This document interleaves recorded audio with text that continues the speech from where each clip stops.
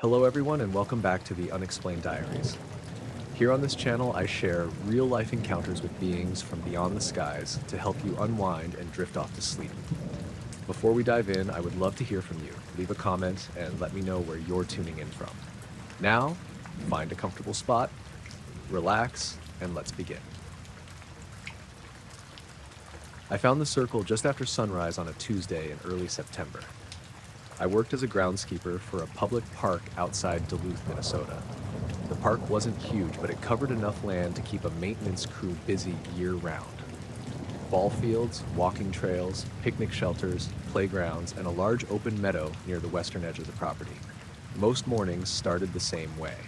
Unlock gates, check trash bins, look for storm damage, make sure nobody had vandalized anything overnight. That morning was cool and damp. The kind of morning where fog sat low over the grass and everything felt quiet. I was driving a utility cart toward the meadow when I noticed something unusual. At first I thought it was a patch of dead grass. Then I got closer. The circle was almost perfectly round, maybe 30 feet across. Every blade of grass inside it had been flattened. Not torn up, not burned, just pressed down, like something enormous had rested there overnight. I parked the cart and walked around it. The shape was precise, too precise. The edge formed a near-perfect boundary between flattened grass and normal grass. No tire tracks, no footprints, no signs of people. The center looked exactly like the outer edge, everything pressed in the same direction. I crouched down and touched it. The grass felt normal, slightly damp, nothing unusual. I remember standing there for several minutes trying to figure it out. Maybe kids, maybe some weird weather event, maybe somebody had used equipment after hours. None of those explanations really fit. I took a few photos with my phone and continued my morning. By lunch, the entire maintenance crew had heard about it. Everyone had an opinion. Wind, pranksters, a temporary structure removed overnight. One guy insisted it was caused by a small tornado. Another blamed campers. Nobody knew. The circle remained there all week. People started noticing it. Families walking through the park stopped to take pictures. Teenagers stood in the middle of it and filmed videos. Children treated it like a giant target painted on the ground. That part becomes important later. At the time, it seemed harmless. Wednesday evening, I was locking up one of the restroom buildings when I noticed a strange light over the trees. Nothing dramatic, just a single white light. Stationary. Low on the horizon. I assumed it was an aircraft, but when I glanced back a few minutes later, it was gone. The sight lasted maybe 20 seconds. I forgot about it almost immediately. Thursday morning, I found something else. Several dead birds. 3 of them, all within a few yards of the circle. That wasn't impossible. Birds die, animals die, parks have wildlife. Still, it caught my attention because the birds looked untouched. No injuries, no signs of predators, just lying there. I disposed of them and moved on. The next few days stayed normal, or mostly normal. The circle slowly became flatter. Kids kept playing there, people kept taking pictures, life went on. Then the men showed up. It was Friday afternoon, hot, sunny, the kind of late summer day where the air felt heavy. I was repairing a broken sprinkler head near the baseball fields when a coworker named Tyler drove over. "Some guys are looking for you." I wiped dirt off my hands. "What guys?" He shrugged. "Suits." That immediately sounded odd. Nobody wore suits to a public park. I followed him toward the maintenance building. The 2 men stood beside the entrance. Dark suits, dark ties, polished shoes. One tall and thin, one shorter and broader. Both looked completely out of place. The shorter man smiled when he saw me. "Mr. Cole Hensley?" "Yeah, we'd like a moment of your time." Neither introduced themselves, neither offered identification. The taller man carried a notebook. The shorter man carried nothing at all. I asked what this was about. The taller man answered, "Ground disturbance." Not an explanation, just 2 words. I frowned. "The circle?" Both men nodded. The shorter one asked, "Was any material collected?" I stared at him. "What?" "Samples." The word sounded rehearsed, like he'd practiced it. "No." The taller man wrote something down. The shorter man continued, "No soil samples?" "No." "No vegetation samples?" "No." The men exchanged a glance. Relief. Actual relief. The kind people show when they hear good news. That caught my attention immediately. I asked who they worked for. The shorter man smiled. "Environmental review." Again, not really an answer. The taller man asked another question. Has anyone else collected material from the site? Not that I know of. More writing, then silence. The shorter man looked toward the meadow. May we see it? I drove them over in the utility cart.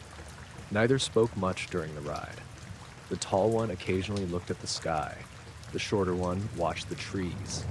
Not casually, carefully, like he expected to see something. When we reached the circle, both men got out immediately. They walked around the perimeter, slowly, studying it. The taller man never stepped inside, not once. The shorter man eventually did, only briefly, just enough to examine the center. Then he stepped back out, neither touched anything. Neither took photographs, neither used measuring equipment.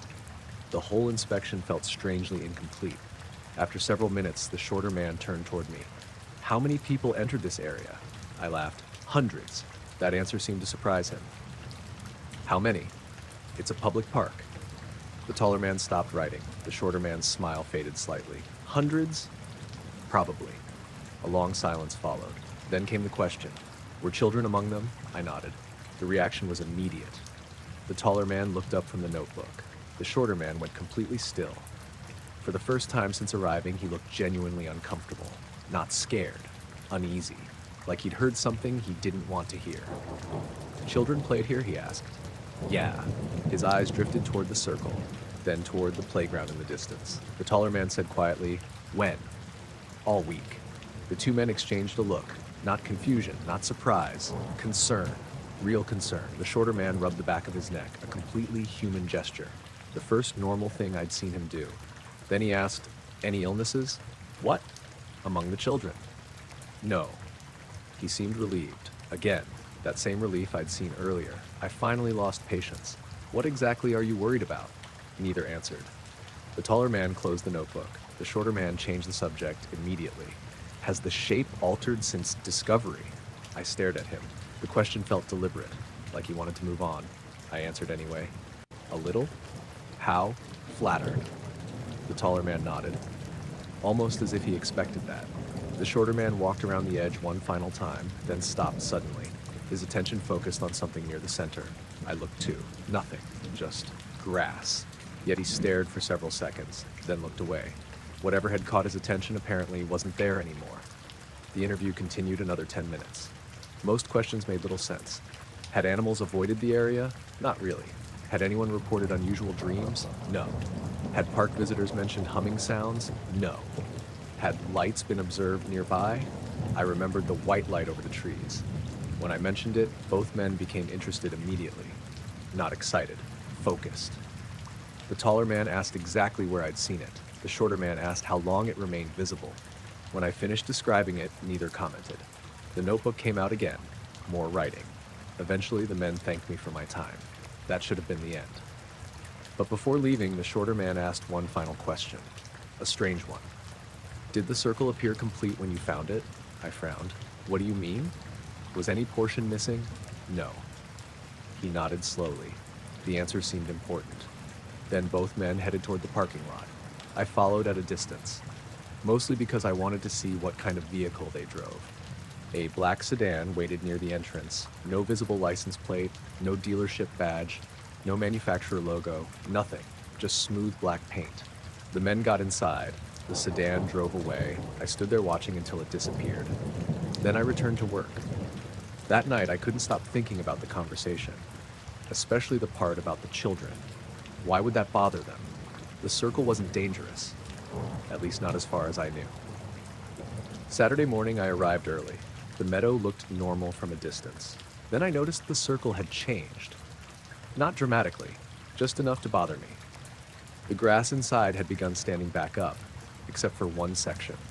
A narrow strip running through the center remained completely flattened, almost like a path. I hadn't noticed it before. I walked across the circle. The strip led toward a small cluster of trees at the edge of the meadow. Nothing unusual waited there, just trees. Yet something about the alignment felt deliberate. I followed it anyway. About 50 yards into the trees, I found a shallow depression in the soil. Not a hole, just an indentation, roughly circular, maybe 3 feet wide. The dirt inside looked darker than the surrounding ground. I stared at it for a while, then left. I didn't tell anyone. Something about it felt ridiculous. By Monday, the circle had nearly vanished. Grass continued rising. The shape became harder to see. Within another week, it was mostly gone. Just a faint discoloration remained. Life returned to normal. Then, nearly a month later, I received a call from Tyler. "Remember those suit guys? Yeah, you should come look at something." I met him after work. He drove me to the maintenance shed. Without speaking, he handed me a photograph. Security camera image. Nighttime. The meadow. The circle was still visible in the picture because the footage had been recorded before it disappeared. Two men stood inside it. The same two. The timestamp showed 3:12 a.m., several days after they'd visited. Both stood perfectly still near the center, looking down, not at the grass, at something between them. Something the camera couldn't quite resolve. A blurry shape, dark, low to the ground. The next frame showed the men alone. The shape was gone. The frame after that showed the circle empty. No men, no shape, nothing. Tyler asked if I knew where they'd gone. I told him no. Then I noticed something else. The timestamp.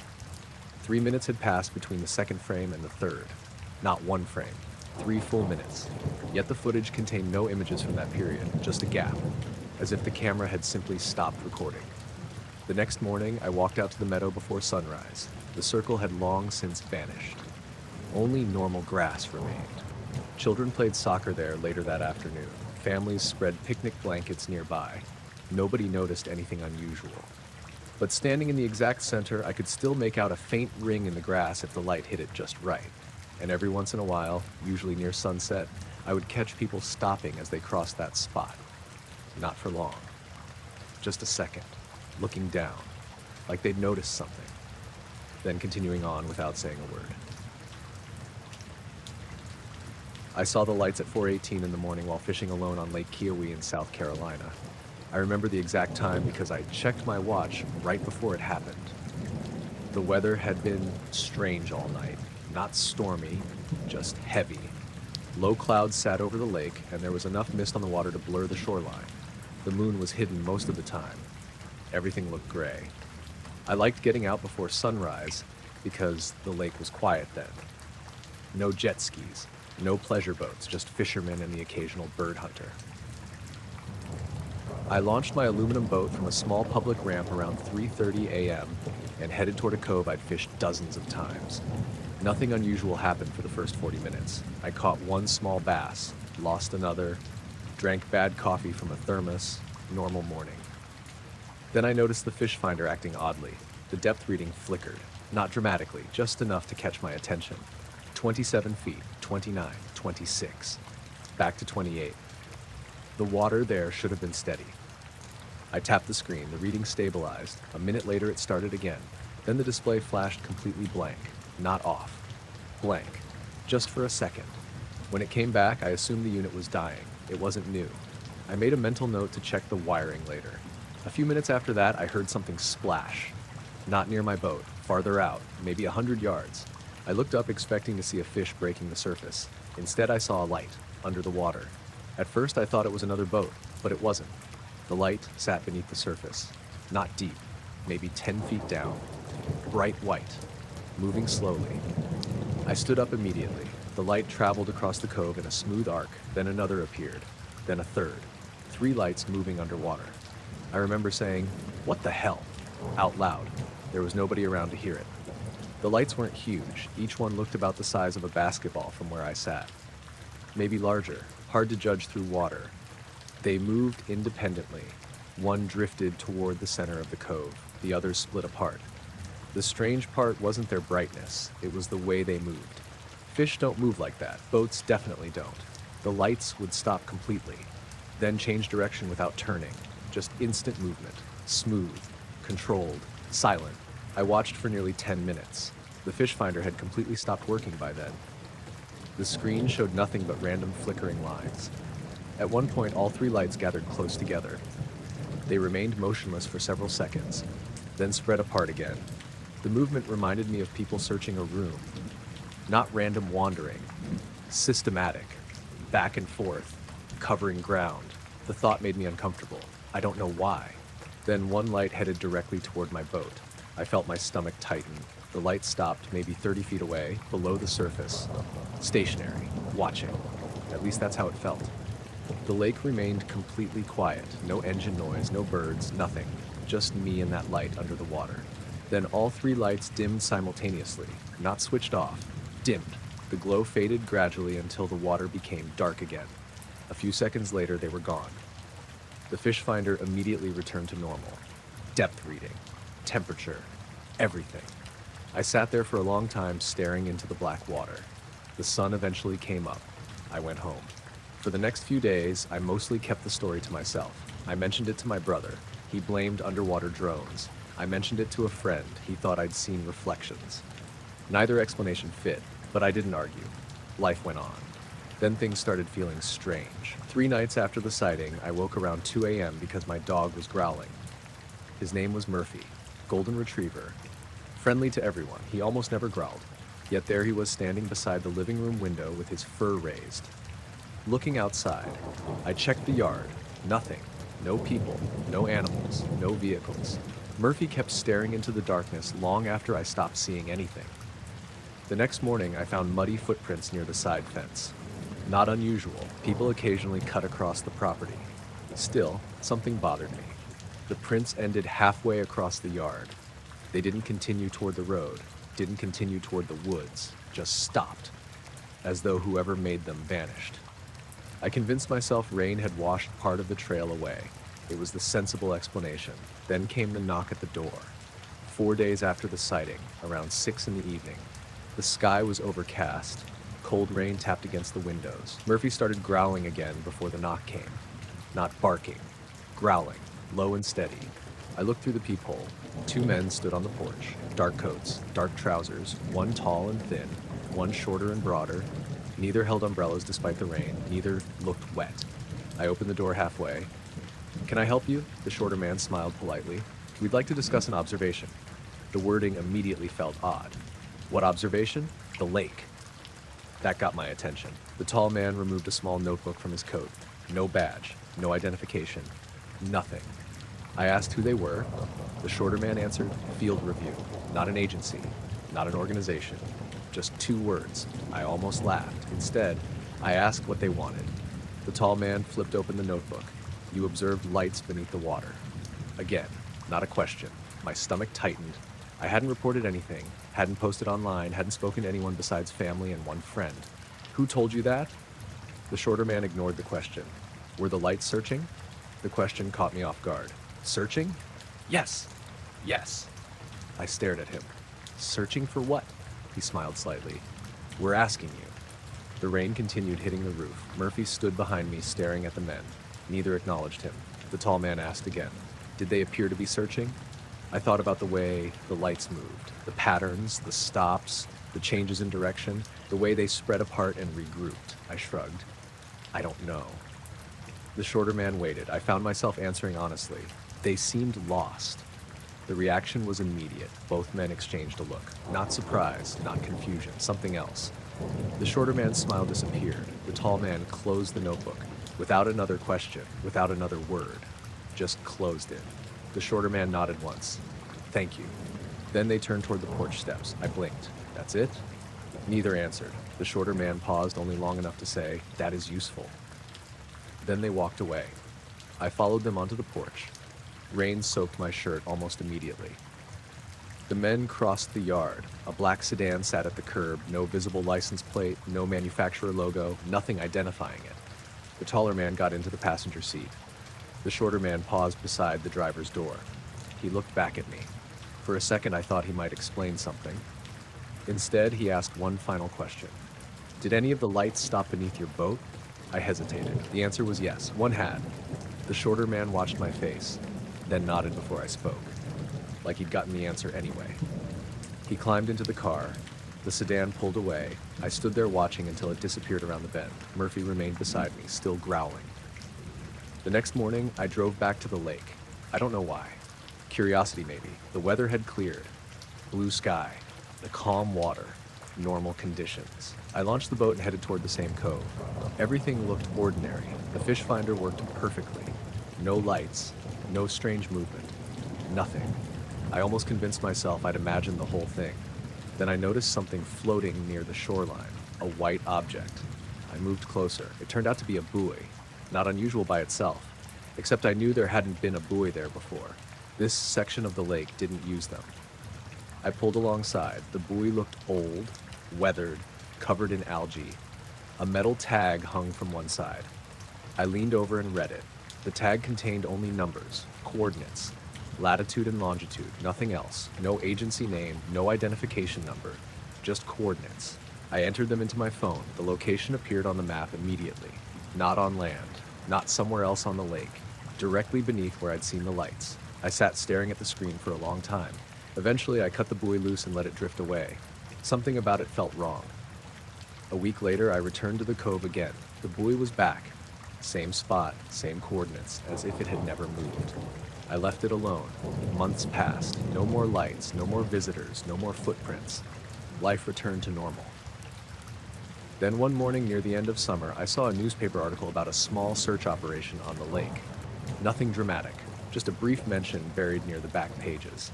A state survey team had spent 2 days examining an area near the center of the reservoir. No explanation given. No results reported. The accompanying photo showed several boats working the water. In the background sat a black sedan parked near the boat ramp. 2 men stood beside it, one tall, one shorter, watching the lake, not the survey boats, not the workers, the lake itself, like they were waiting for something to come back. I uploaded the video at 11:17 p.m. on a Thursday and forgot about it by the next afternoon. That was the strange part. It wasn't some viral clip. It didn't blow up. It didn't even get many views. At the time I was 17 and obsessed with astrophotography. I lived with my mom outside Flagstaff, Arizona, in a neighborhood where the houses sat far enough apart that you could still see the stars clearly at night. Most evenings I dragged my telescope into the backyard and recorded whatever I could. Planets, meteor showers, the moon, sometimes satellites. Nothing unusual. The video happened completely by accident. It was late October, cold enough that I wore a hoodie outside. The sky was clear and the moon was bright enough to cast shadows across the yard. I had a DSLR camera mounted to my telescope. Nothing expensive, just equipment I'd spent years saving for. I was filming the moon because I wanted to practice stacking footage for better detail. I recorded about 20 minutes of video before packing everything away. Later that night, while reviewing the footage in my room, I noticed something cross the moon. At first, I assumed it was a bird. Then I slowed the footage down. The object moved too fast, not impossible fast, just strange. It appeared as a dark shape crossing the moon's surface from one side to the other. No lights, no details, just a silhouette. What caught my attention was the shape. It looked roughly triangular, not perfectly, more like a wedge. I watched the clip maybe 20 times, still couldn't identify it. Eventually, I uploaded it. Not because I thought it was a UFO, I genuinely wanted opinions. The video got maybe 40 views overnight. A couple comments. One person suggested a bird, another said satellite. Someone else claimed it was an insect close to the lens. That seemed likely enough. By lunchtime the next day, I'd already stopped thinking about it. Then I noticed the car. Black sedan. Parked across from our house. The vehicle sat on the opposite side of the street beneath a cottonwood tree. Engine off, nobody visible inside. At first I assumed it belonged to a neighbor, but when I got home from school around 3:30, it was still there. Same spot, same position. The sedan remained there through dinner. Around sunset I checked again, still there. Mom noticed it too. Maybe somebody's visiting, that seemed reasonable. Around 8 p.m. I looked again, gone. I shrugged it off. Then the doorbell rang the following afternoon, Friday. Cloudy skies, light wind. Mom was at work. I was home alone. When I opened the door, 2 men stood on the porch. Dark suits, dark ties, polished black shoes, one tall, one shorter. Neither looked threatening, just out of place. The taller man smiled politely. "Are you Ethan Mercer?" I nodded. He immediately asked, "Are your parents available?" I told him my mom was at work. The 2 men exchanged a brief look. Not disappointment, more like adjustment. The shorter man spoke next. "We'd like to ask a few questions regarding imaging equipment." That wasn't what I expected. I thought maybe they were salesmen or survey people. What kind of equipment? The camera used during lunar observation. I felt my stomach tighten. The moon video? That had to be what they meant. I asked who they were. The taller man answered, "Documentation review." Not a company, not an agency, just 2 words. The answer made no sense. I considered closing the door. Instead, curiosity kept me standing there. The shorter man smiled. We only need a few minutes. Against my better judgment, I let them into the living room. The entire time, they seemed less interested in the house than in looking around it. Not snooping, observing, like they were trying to understand how things fit together. The shorter man paused beside our thermostat, studied it, then moved on. The taller man noticed family photos on a shelf. He examined them for a second longer than normal people would. Neither commented. Eventually we sat down. The questions began, not about the video, about the camera, the exact model, the lens, the telescope mount, the storage card, the battery.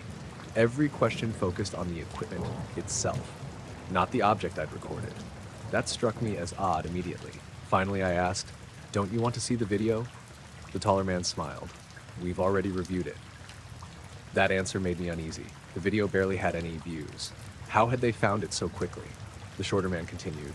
"What firmware version was installed?" I blinked. "I don't know." He nodded, not frustrated, just writing notes. Then came another question. "Has the camera ever captured unexplained images before?" "No." "Distorted images?" "No."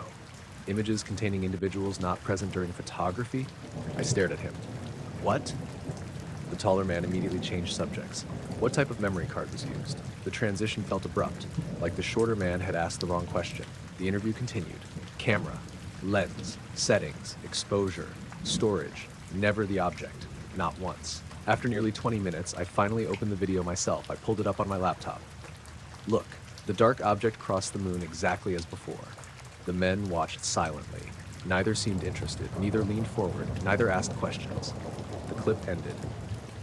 The shorter man pointed instead toward the metadata panel. "What time was this recorded?" I checked, told him. He wrote it down. The taller man asked, "Has the camera remained in your possession continuously since then?" "Yeah." The 2 men exchanged another look. A strange one, like relief. That happened several times during the conversation. Questions, answers, relief, as though they worried about something specific. Eventually, the taller man asked to see the camera itself. I retrieved it from my room. The moment I handed it over, both men became more attentive than they'd been the entire visit. The shorter man held it carefully, examined every side, every button, every compartment. At one point, he removed the battery and stared at it, not reading the label, just looking at it like he'd never handled one before. That sounds ridiculous, I know, but that's exactly how it felt. He turned it over several times. "How frequently does this require replacement?" "The battery?" "Yes," I explained, charging. He nodded, still studying it. The taller man became fascinated by the memory card slot. I showed him how it worked. He watched closely, too closely, like he was memorizing a process. The entire thing felt backward. Most people would care about the video. These men cared about the camera. Eventually, they stood to leave. The shorter man thanked me. The taller man handed back the camera, then paused. His eyes remained on it for another second. "Has it become warm recently?" The question caught me off guard. "Warm? Unusually?" "No." The men looked at each other. Again, that same silent communication. Then they headed toward the door. I followed. As they stepped onto the porch, the shorter man asked one final question. "Did the object appear before or after the recording anomaly?" I frowned. "What anomaly?" His expression changed instantly. Not fear, not panic, recognition, like he'd made a mistake. The taller man immediately interrupted. "Thank you for your time." The conversation ended right there. The 2 men walked toward the street. A black sedan waited nearby. No visible license plate, no badges, no logos, nothing. They drove away. I stood there for a long time afterward. The phrase stuck with me, recording anomaly. That night, I rewatched every second of footage, frame by frame, nothing unusual. Then I noticed something, near the beginning of the video. A section I'd skipped dozens of times. The footage froze briefly, only for 3 frames. Less than a second. Easy to miss. I zoomed in, the moon remained visible, the stars remained visible. But during those frozen frames, something else appeared, a dark vertical shape at the edge of the image. Not crossing the moon, standing beside it, impossible perspective, impossible scale. The shape vanished immediately when the footage resumed. I assumed it was corruption, a digital artifact, except the object crossing the moon happened several minutes later. The anomaly occurred first. exactly like the man had implied.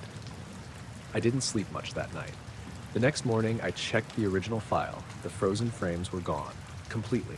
No corruption, no shape, nothing. I thought I'd made a mistake. Then I checked the backup copy. Gone there too. Every version matched perfectly. The anomaly had vanished. A week later, I stopped by a local astronomy club meeting. Mostly older hobbyists, retirees, enthusiasts. I mentioned the video. One man asked to see it. I pulled it up on my phone. The object still crossed the moon, exactly as before. As the group watched, an older member named Carl frowned. "That's strange." "What?" He pointed toward the screen. "Your timestamp." The recording date displayed normally. The time did not. Instead of 9:42 p.m., the metadata briefly showed something else, a completely different value. Not numbers, letters, just for a split second. Then it returned to normal. Nobody else seemed to notice. Carl certainly did. His face changed immediately. He stopped talking. A few minutes later, he packed up and left. I never saw him at another meeting. About 3 months afterward, I found the camera sitting on my desk one evening, exactly where I'd left it. The battery had been removed. The memory card sat beside it. I lived alone with my mom. She never touched my equipment. Neither item showed signs of damage. Nothing appeared missing. The strange part was the battery door. Someone had opened and closed it so many times that the latch had become loose, as if it had been repeatedly inspected. I checked the footage on the memory card. Everything remained intact. Moon videos, planet videos, meteor footage, normal files. Then I found one image I didn't recognize, just a single photograph. No timestamp, no metadata, no file creation date. The picture showed my telescope in the backyard, taken from behind, at night. The camera angle sat several feet away from where I normally stood. I had no memory of taking it. In the photograph, I was visible beside the telescope. Looking up at the sky, and standing several feet behind me were two blurry figures in dark suits, watching the camera instead. The voice first came through on a rainy Tuesday night in March while I was sitting in my radio room behind the garage. I lived alone outside Sandpoint, Idaho, on a wooded property about 15 minutes from town. The house sat at the end of a gravel road with no close neighbors. At night, especially in bad weather, it felt a lot farther from civilization than it really was. Ham radio had been my hobby for almost 20 years. Nothing unusual about that. I liked listening more than talking. Weather nets, long-distance contacts, emergency traffic, random conversations drifting across frequencies late at night. Most radio operators eventually hear strange things. Interference, broken transmissions, numbers stations if you're lucky. So when I heard the voice, I didn't think much of it at first. The rain was hitting the roof hard enough that I could hear it over the equipment. I was scanning around 11:40 p.m. when a weak signal broke through the static. A man's voice, very faint, repeating something. I adjusted the volume. The voice repeated the same sequence again. Numbers, coordinates. At least that's what they sounded like. Latitude and longitude. The transmission was weak enough that I missed parts of it. The voice would read the coordinates, pause, then repeat them. Same calm tone every time. No emotion, no introduction, no call sign, nothing, just coordinates. Over and over. I listened for maybe 15 minutes before the signal faded away. By midnight, it was gone. I wrote down what I could understand and forgot about it. The next night, it happened again. Same frequency, same voice, same coordinates. The weather was different. No rain, clear sky. The transmission appeared at almost exactly the same time, 11:43 p.m. This time, I managed to record part of it. I also copied the coordinates more accurately. The next day, I entered them into a map. The location landed deep inside National Forest, nearly 80 miles away. No roads nearby, no campgrounds, nothing obvious. I assumed it was some kind of beacon or transmission test. Maybe someone messing around, maybe not. The third night, things got stranger. The coordinates changed. Not completely, just slightly. A few seconds difference. Enough to move the location several hundred yards. The voice itself stayed identical, same tone, same pacing, same pauses. That bothered me. Human voices vary naturally. This one didn't. I listened till nearly 1 in the morning, then it stopped. For the next week, the transmissions continued. Every night. Always late, always repeating coordinates, always moving slightly, like whatever location it referenced was drifting through the woods. I became obsessed with it, not because I thought it was paranormal, because it made no sense. Eventually, I brought it up during a monthly radio club meeting. There were about 15 of us gathered in the back room of a VFW hall, mostly retirees, a couple truck drivers, one former engineer, the usual crowd. I played part of the recording. People offered theories, military testing, signal reflection, some kind of automated station. Nobody had a real answer. The meeting ended around 9. I drove home through light fog. Nothing felt unusual, at least not yet. I noticed the first strange thing when I pulled into my driveway. There was another vehicle parked near my mailbox, a black sedan. Engine off, lights off. The car wasn't there when I left. I stopped at the end of the drive. For a second, I considered backing out and leaving. Instead, I pulled forward. As my headlights swept across the sedan, I saw 2 men standing beside it. Not sitting inside, standing, waiting. Both wore dark coats, dark slacks. Neither reacted to the headlights. I parked near the garage and stepped out. The taller man approached first. "Mr. Randall Pierce?" I nodded. "Can I help you?" The shorter man smiled politely. "We were hoping you could help us." Neither introduced themselves. Neither offered identification. The tall one looked toward the house, then back at me. "You recently discussed unusual radio traffic." It wasn't a question. I immediately thought of someone from the club. Maybe one of the members mentioned it. Still felt strange. "Who are you?" The shorter man answered, "Signal documentation." I laughed. "That's not an organization." "No." The answer came immediately. No hesitation, no embarrassment, just no. That caught me off guard. The tall man continued. "The transmission, has the voice ever used your name?" I stared at him. Out of every possible question, that wasn't one I'd expected. "My name? Yes. No." The 2 men exchanged a look. Relief. Actual visible relief. The shorter man's shoulders loosened slightly. The taller man nodded. Neither tried to hide it. That bothered me more than the question itself.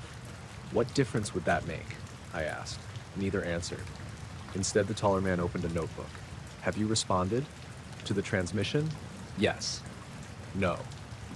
Another nod. More writing. The shorter man asked, "Have you visited the coordinates?" No.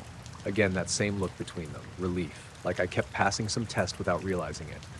The conversation continued for another 10 minutes. Every question felt wrong. Not because it was threatening, because it focused on details I hadn't considered important. Had the voice ever changed tone? No. Had it ever sounded closer than before? No. Had I heard it anywhere besides the radio? No. Had I dreamed about it? No. Each answer seemed to satisfy them. Finally, I asked the obvious question. "What's at the coordinates?" The taller man closed the notebook. "We don't know." That answer felt rehearsed. The shorter man added, "We only monitor transmissions." "Why?" Neither replied. Instead, the shorter man looked toward the tree line beyond my house. For several seconds, he just listened. Then he asked, "May we hear the recording?" I invited them inside. Looking back, that was probably stupid, but they weren't aggressive. If anything, they seemed nervous, especially after the question about my name. The 3 of us sat in the radio room. The recording played through external speakers. The voice repeated the coordinates. Calm, steady, unchanging. The men listened carefully. Neither took notes, neither interrupted. Then something happened. Near the end of the recording, static crackled briefly, just a second or two. I'd heard it a dozen times before. Never paid attention. The shorter man immediately stood up. "Stop." I paused the audio. The room went silent. The two men looked at each other. Not relieved this time. Concerned. The shorter man said, "Play that section again." I did. Static, coordinates, nothing else. The taller man leaned closer to the speaker. Again. I replayed it 3 times, 4, 5. Eventually I said, "What are you hearing?" Neither answered. The shorter man finally looked at me. "You don't hear it?" "Hear what?" Silence. Then, "Good." The way he said it made my skin crawl. Around midnight, they finally left. The black sedan rolled down the driveway without headlights. I watched until it disappeared behind the trees. That should have been the end. Instead, things became stranger. The next transmission arrived the following night. Same frequency, same voice. But something had changed. The coordinates stopped moving. For the first time, they repeated the exact same location over and over. No variation, no drift, just one point. Again and again. I listened for almost an hour. The signal remained stronger than usual, clearer, closer. At 12:08 a.m., the voice paused. That had never happened before. The silence lasted maybe 5 seconds. Then the voice spoke again. Not coordinates, a sentence. Only one. I couldn't understand most of it through the static, just fragments. Words lost beneath interference, but I clearly heard one phrase. Not yet. Then the coordinates resumed. I barely slept that night. The next morning, I checked the recording. The sentence was there, faint but unmistakable. That afternoon, I called several members of the radio club. None had heard anything unusual. That evening, I decided to drive toward the coordinates. Not all the way, just close enough to satisfy my curiosity. The location sat deep inside Forest Service land. There were logging roads nearby, nothing more. The drive took nearly 2 hours. The farther I went, the worse the weather became. Fog rolled through the trees, visibility dropped, the woods felt empty. No campers, no hunters, no traffic. Eventually, I reached the nearest accessible road and parked. The coordinates remained another mile or so beyond. Too far to walk comfortably in the dark. I sat there for a while staring into the trees. The forest looked completely normal. Then I noticed another vehicle, black sedan, parked farther down the road. No lights, no movement, just sitting there. My stomach dropped immediately. Same shape, same dark windows. I couldn't see if anyone occupied it. The fog made everything blurry. After maybe 30 seconds, headlights appeared behind me. Another vehicle approaching. I turned around. By the time I looked back, the black sedan was gone. Not driving away. Gone. The road stretched empty in both directions. No engine noise, no taillights, nothing. I went home. The next club meeting happened 2 weeks later. I asked around again. Nobody admitted speaking to the men. Nobody knew who they were. Most members laughed when I described them. One guy, an older operator named Bill Corcoran, didn't laugh. He became very quiet. After the meeting, he pulled me aside. "Did they ask about your name?" I stared at him. "How'd you know that?" Bill looked toward the parking lot. "They asked me something similar once." "When?" "Long time ago." "What happened?" He shook his head. Then he said something I still think about. "They only get worried when the signal learns somebody." Before I could ask what he meant, he left. The transmission stopped 3 nights later, completely. No coordinates, no voice, no static, nothing. The frequency went silent. I monitored it for months afterward, never heard another sound. Then, nearly a year later, I found something odd while organizing old recordings. The original files contained metadata timestamps. Most recordings matched exactly when I remembered making them, except one, the recording from the night the 2 men visited. According to the file timestamp, it had been created at 2:07 a.m., 3 hours after I'd gone to bed. I checked every backup, same timestamp, same file. The recording itself sounded normal. Coordinates, static, the voice. But near the end, buried beneath interference, there seemed to be another voice, extremely faint, extraordinary, almost impossible to hear. I increased the volume, then increased it again. The second voice spoke only once, just 3 words, not coordinates, not numbers. A question, quiet enough that I wasn't completely sure I'd heard it correctly, but it sounded like, "Has he answered?" The response came immediately afterward, the same calm voice that had repeated coordinates for weeks. One word, clearer than anything else on the recording. "No." Then the transmission ended. I found the folder on a hot August afternoon while reorganizing a storage room beneath the museum. The museum sat in a small town along the Oregon coast. It wasn't large, mostly local history, logging exhibits, fishing artifacts, old photographs, and donated family collections. The sort of place where every room smelled faintly of paper, wood polish, and dust. I'd worked there for 6 years as the archivist. Most days were predictable. Catalog documents, digitized photographs, answer questions from researchers, nothing exciting. The storage room was in the basement behind a locked steel door. We kept uncatalogued donations there until they could be processed. That day, I was sorting through several boxes that had arrived years earlier from an estate donation. Old newspapers, property records, letters, the usual. Then I found a gray file folder tucked inside a cardboard records box. No catalog number, no accession sticker, nothing, just a typed label. Coastal Incident Reports, 1954 to 1958. That immediately caught my attention because I'd never seen it before. I sat down at a work table and opened it. Inside were roughly 30 reports, typed pages, handwritten witness statements, police notes, newspaper clippings. Most involved strange lights, objects over the ocean, reports from fishermen, Coast Guard sightings, pilots, lighthouse keepers. Some were easy to explain, others weren't. One report described a white light pacing a fishing vessel offshore for nearly 40 minutes. Another involved multiple witnesses watching something hover above a headland before shooting away. A sheriff's deputy had written 3 pages describing a silent object over Highway 101. What stood out wasn't the sightings themselves, it was how carefully everything had been collected. Every witness, every date, every location, cross-referenced and organized. Someone had spent years building the file, yet there was no indication who, no author, no department, no explanation for why it existed. I spent nearly 2 hours reading through it. By the time I left work, I was genuinely interested, not convinced of anything, just curious. That evening, I took notes home. The next morning, I returned to the museum early. The weather had changed overnight. Heavy fog rolled in from the ocean and wrapped around the town. The harbor disappeared completely. Even the buildings across the street looked blurred and distant. Around noon, I was still reviewing the documents when Sandra, our receptionist, called down from the front desk. "Leah?" "Yeah?" "There are 2 men asking for archives. I figured researchers had arrived. That happened occasionally. Send them back." A minute later, the 2 men entered the archive room. The moment I saw them, something felt off. Not threatening, just wrong. Both wore dark suits despite the summer weather. One was tall and thin with pale skin and neatly combed black hair. The other was shorter, broader, with a polite smile that never seemed to change. Neither carried a briefcase. Neither introduced themselves. The taller man spoke first. "We'd like to review a collection recently located in storage." I stared at him. "What collection?" "Coastal Incident Reports." The exact title. My stomach tightened slightly. The folder hadn't been cataloged. Nobody should have known I'd found it. I asked who they were. The shorter man smiled.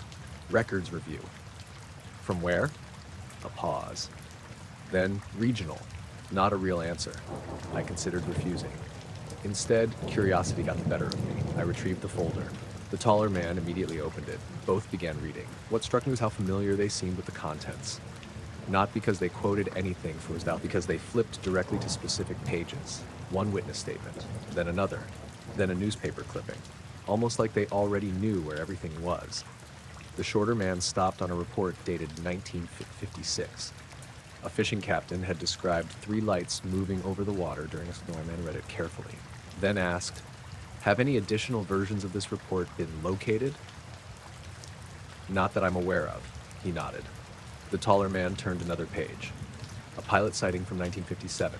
He read it, then looked disappointed, not confused, disappointed, as though something was missing. After about 20 minutes, the shorter man pointed toward the photocopier across the room. "We'll require copies." "No problem." I stood and walked over.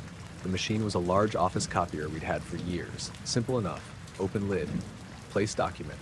Press button. The shorter man followed. Then something strange happened. He stared at the copier, not casually. Studied it, like he'd never seen one before. I assumed he was joking.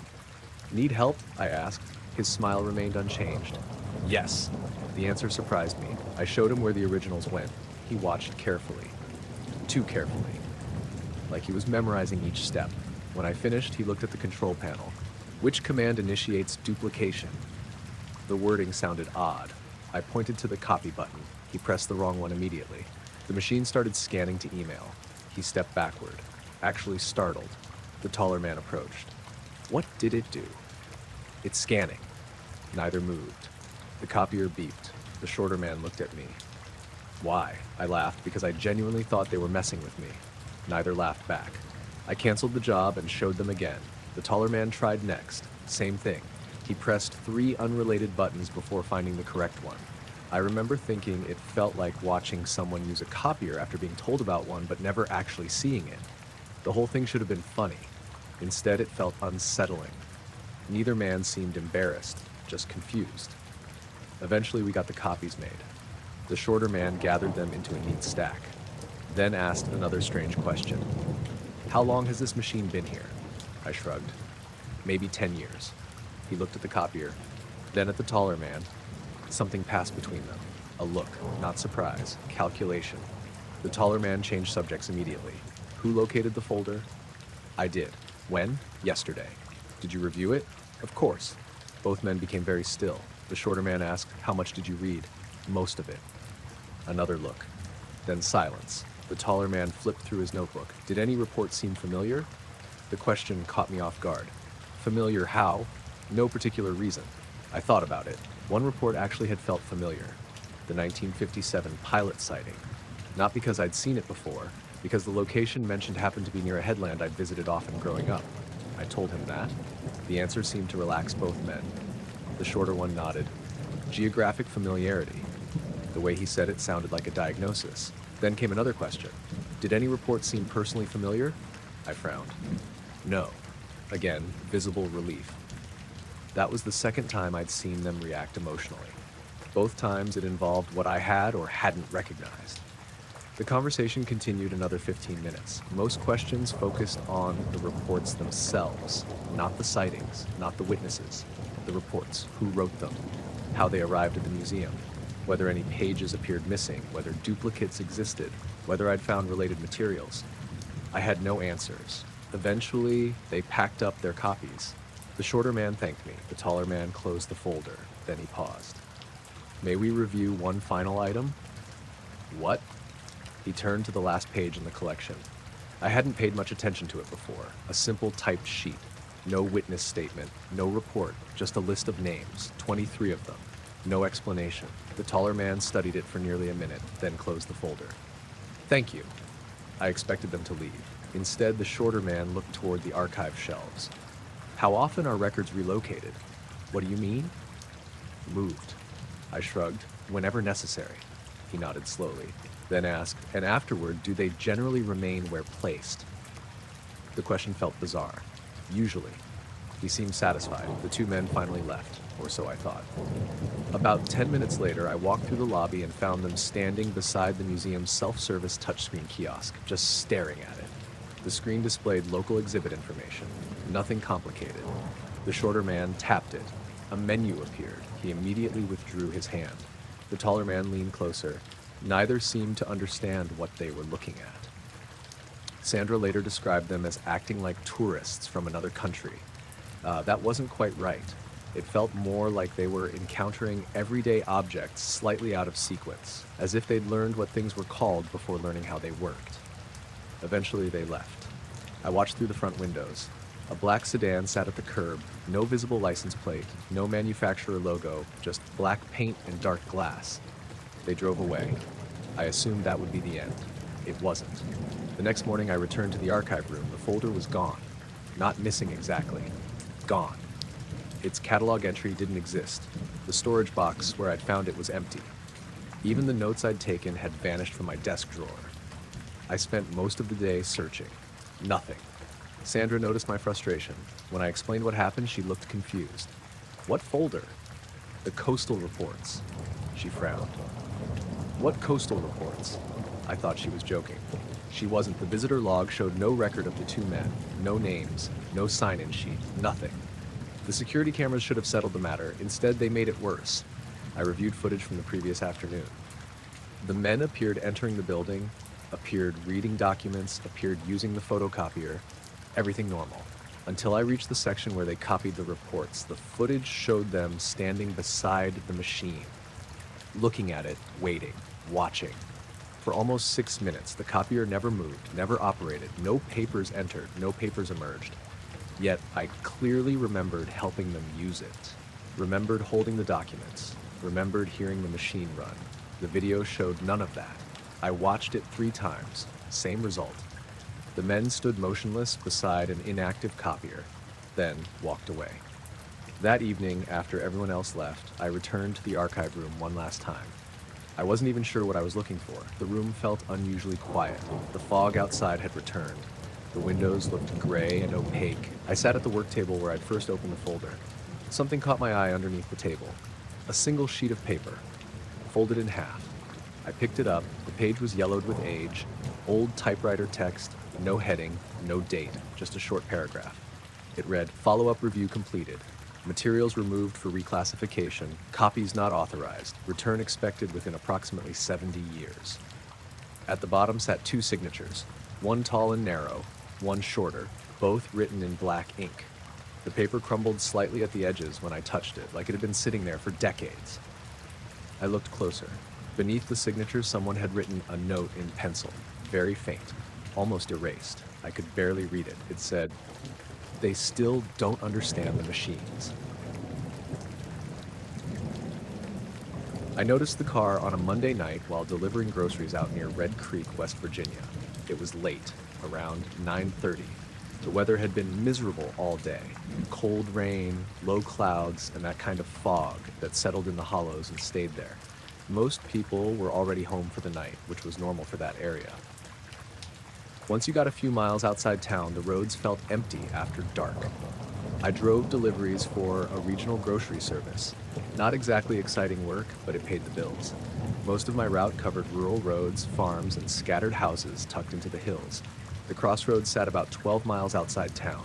Nothing special about it, just a four-way intersection where two county roads met. No gas station, no businesses, no streetlights, just woods, fields, and a few mailboxes. That first night, I noticed a black car parked on the shoulder near the intersection. Engine off, lights off. I assumed someone was lost. By the time I came back through an hour later, it was gone. I didn't think about it again. Then I saw it Tuesday. Same place. Wednesday, too. By Thursday, I started paying attention. It was always there when I passed. Always at night. Always parked in exactly the same spot. The car never had its lights on, never moved, never seemed occupied.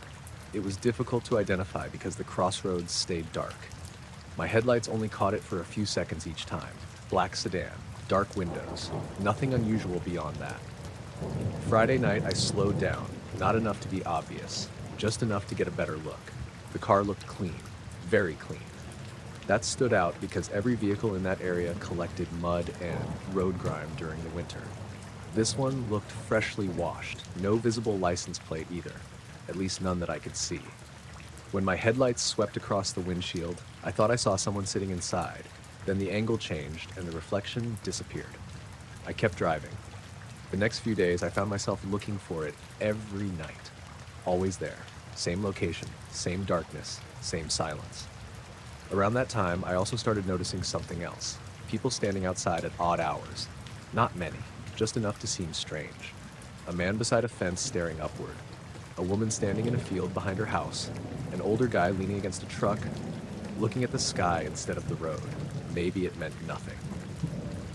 People look at the sky all the time. Still, after a while, I started noticing it more. Then came the customer. His name was Russell Boone. At least that's what the delivery order said. The address sat way out past the crossroads, nearly at the end of my route. I delivered there on a Wednesday afternoon. Cold day, cloudy, wind rattling the trees. The house sat alone on a ridge overlooking several miles of forest. When I arrived, Russell was already standing in the driveway waiting. That wasn't unusual. Lots of customers tracked deliveries. What stood out was what he was doing. He was looking through binoculars, not at me, at the sky. When he noticed my truck, he lowered them immediately. He looked embarrassed, like I'd caught him doing something private. I unloaded the groceries. He signed for them. The whole interaction lasted maybe 2 minutes, but I remember him clearly. Late 60s, gray beard, blue flannel jacket, old baseball cap, deep lines around his eyes. Friendly enough. Just distracted. When I drove away, I looked in the mirror. He had already gone back to scanning the sky with the binoculars. That same night, I passed the crossroads again. The black sedan was there. For some reason, I checked the clock. 9:42 p.m. The car sat exactly where it always did. I continued another mile, then saw headlights behind me. Fast. Much faster than most people drove those roads. The vehicle closed the distance quickly. I figured someone wanted to pass. Instead, it stayed behind me. A little too close. Not aggressive, just close. I kept driving. The vehicle followed for nearly 3 miles. Then the headlights disappeared. Not turned around. Disappeared. 1 second they were there, the next they weren't. I slowed. Checked mirrors. Nothing. No side roads nearby. No driveways. No explanation. The rest of the route felt off after that. And by the time I headed back toward town, the roads were empty again. The sedan remained at the crossroads. Still parked. Still dark. Then Thursday happened. The weather turned colder. Heavy fog rolled through the hills after sunset. Visibility dropped so low I had to cut my speed in half. I finished my last delivery around 9:15 and started heading back. The crossroads appeared through the fog. The black sedan was there. Except this time, two men stood beside it, waiting. My stomach tightened immediately. Both wore dark coats, dark trousers, one tall and thin, one shorter and broader. Neither moved as my truck approached. I considered driving straight through. Instead, I slowed. The taller man stepped toward the road and raised a hand. Not enough to block me, just enough to signal. I pulled onto the shoulder. The engine kept running. The shorter man approached my window. He smiled politely. "Good evening." I nodded. "Evening." The smile stayed exactly the same. "You're the delivery driver." Not a question. "Yeah." The taller man stood a few feet back, watching. The shorter one asked, "Have you seen anyone watching the sky in this area?" I actually laughed. The question felt so random. "What?" "Watching the sky." I looked between them. "What do you mean?" The shorter man thought about it, then said, "Standing outdoors for extended periods, looking upward." The wording sounded strange, not how normal people talked. I shrugged. "A few people, I guess." The taller man immediately asked, "Recently?" "Sure." "How many?" I frowned. "I don't know." The shorter man nodded as if that answer made sense. Then came another question. "Did any of them appear to be expecting something?" I stared at him. "What exactly is this about?" No answer. Instead, "Did any appear to be expecting something?" The fog drifted through my headlights. Everything felt oddly quiet. "No," the shorter man smiled again. "Good." That word bothered me.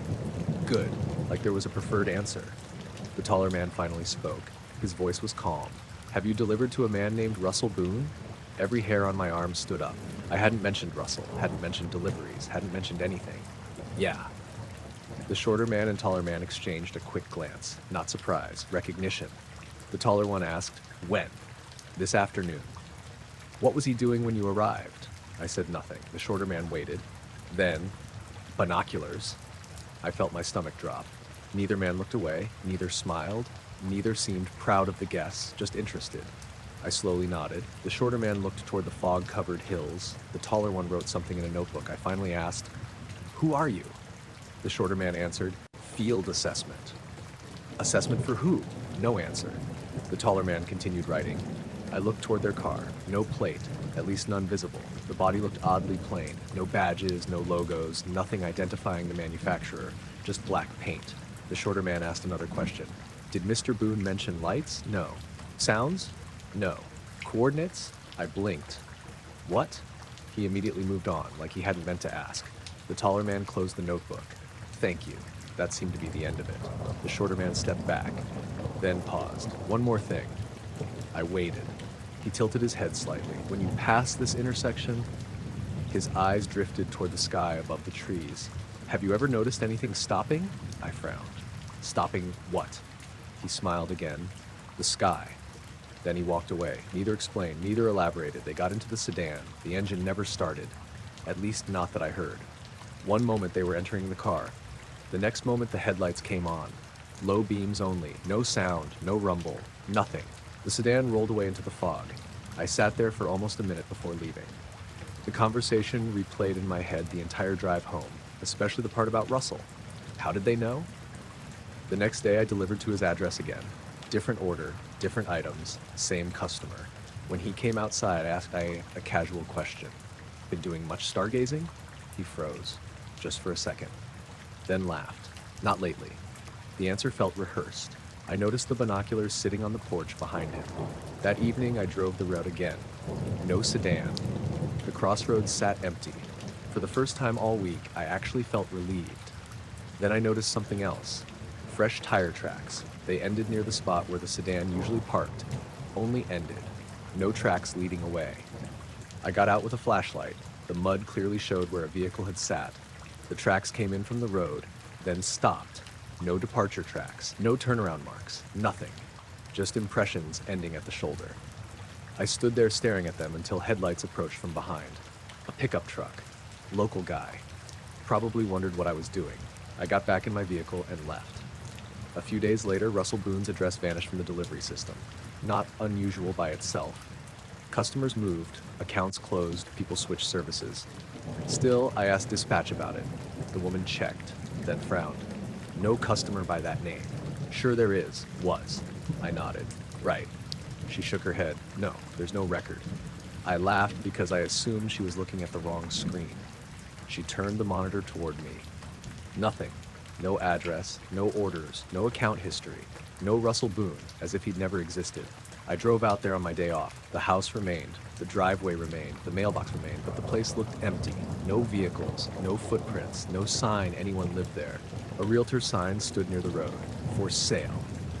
The number on the sign connected me to a local agency. I called. The woman said the property had been vacant for nearly a year. I sat in my truck staring at the house while she talked. Then I hung up. As I pulled away, something caught my eye.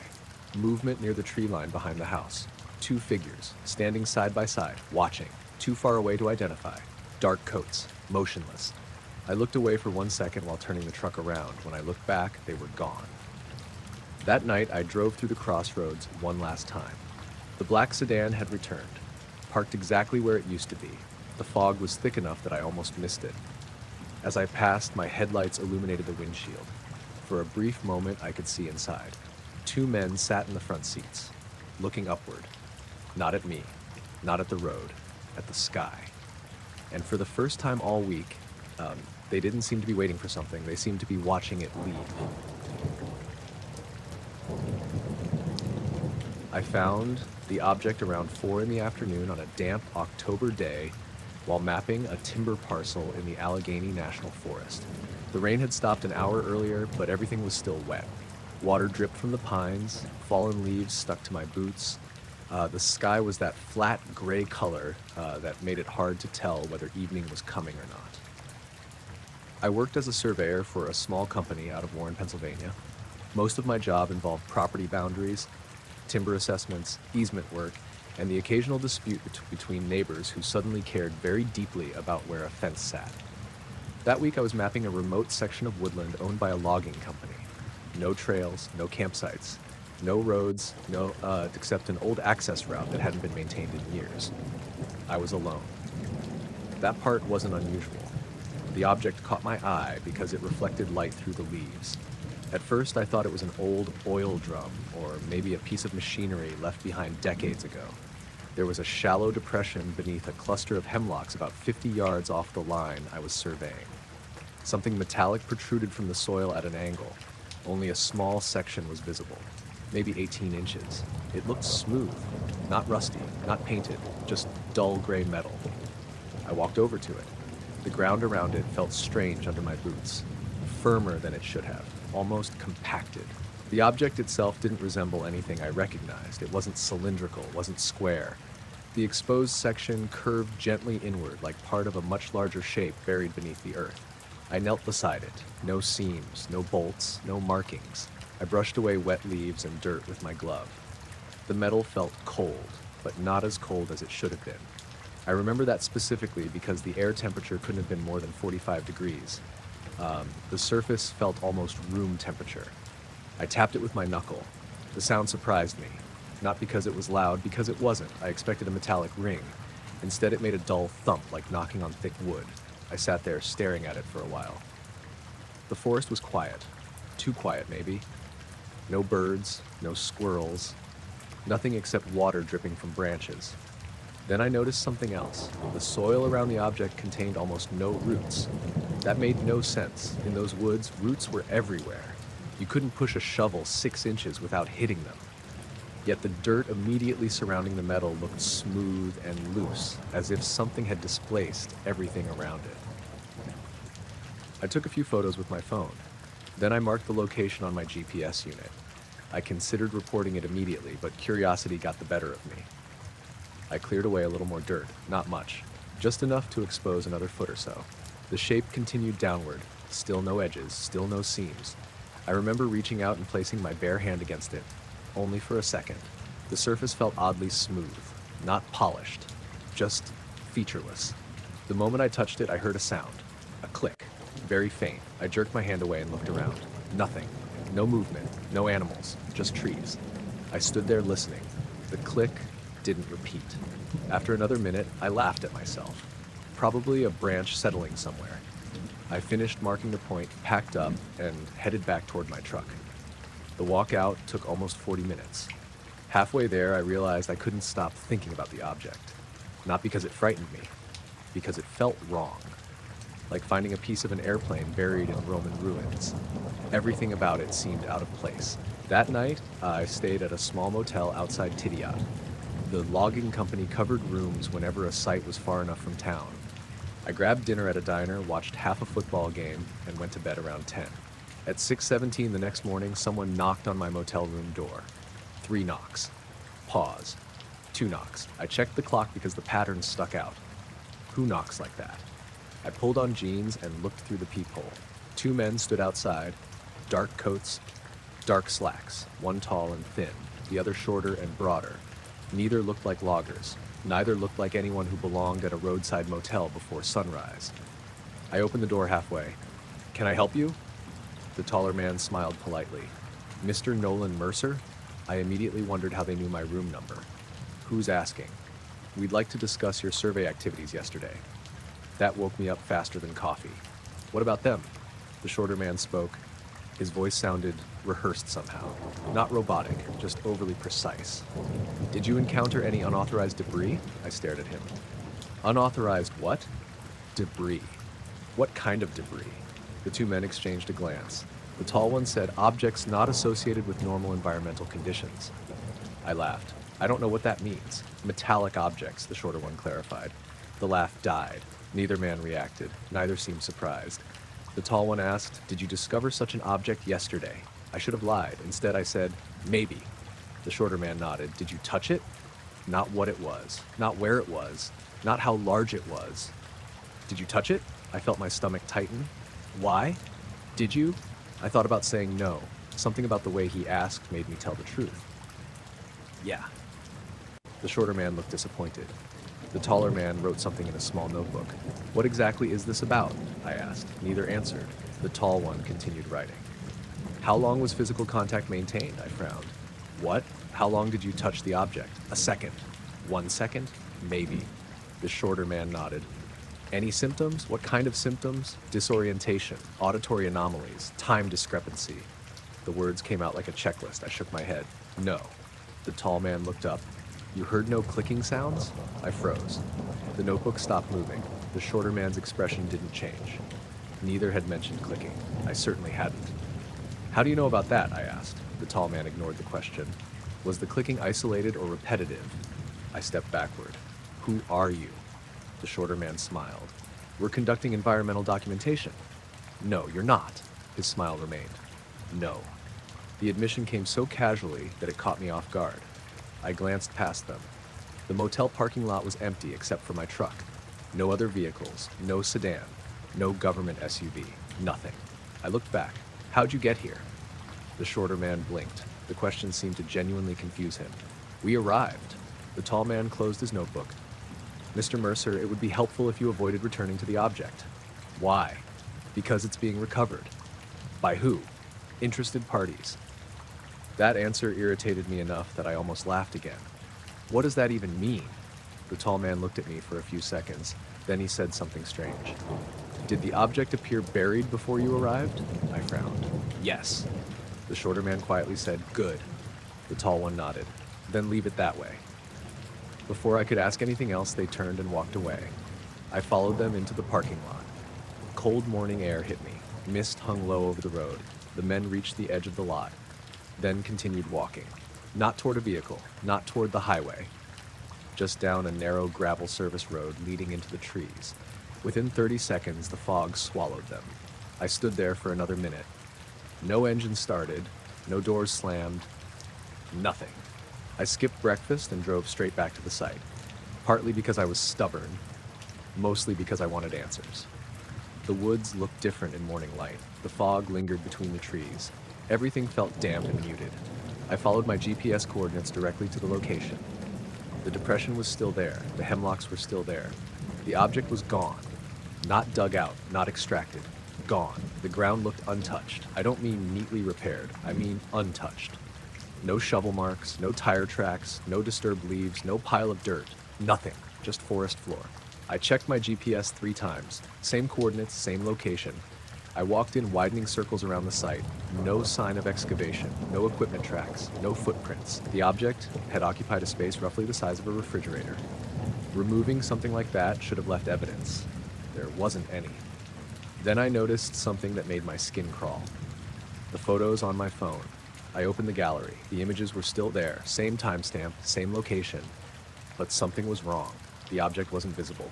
The pictures showed the depression, the leaves, the soil, the trees, no metal, no exposed surface, nothing. I zoomed in. The empty ground filled the frame. My memory insisted the object had been there. The photographs disagreed. I sat on a fallen log for nearly 10 minutes, trying to convince myself I'd somehow mistaken a root or rock for metal.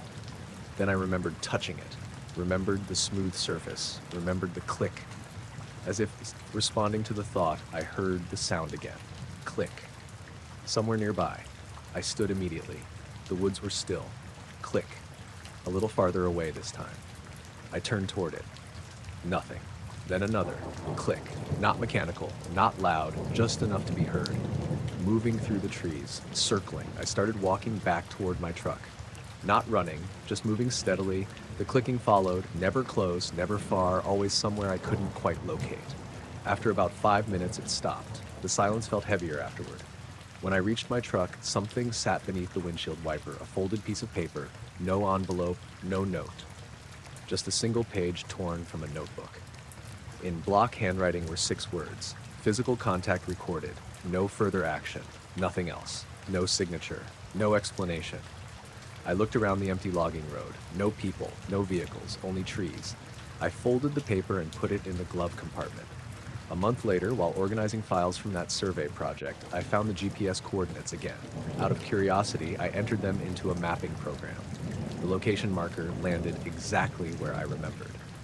Then I noticed something odd. An older satellite image existed from several years before.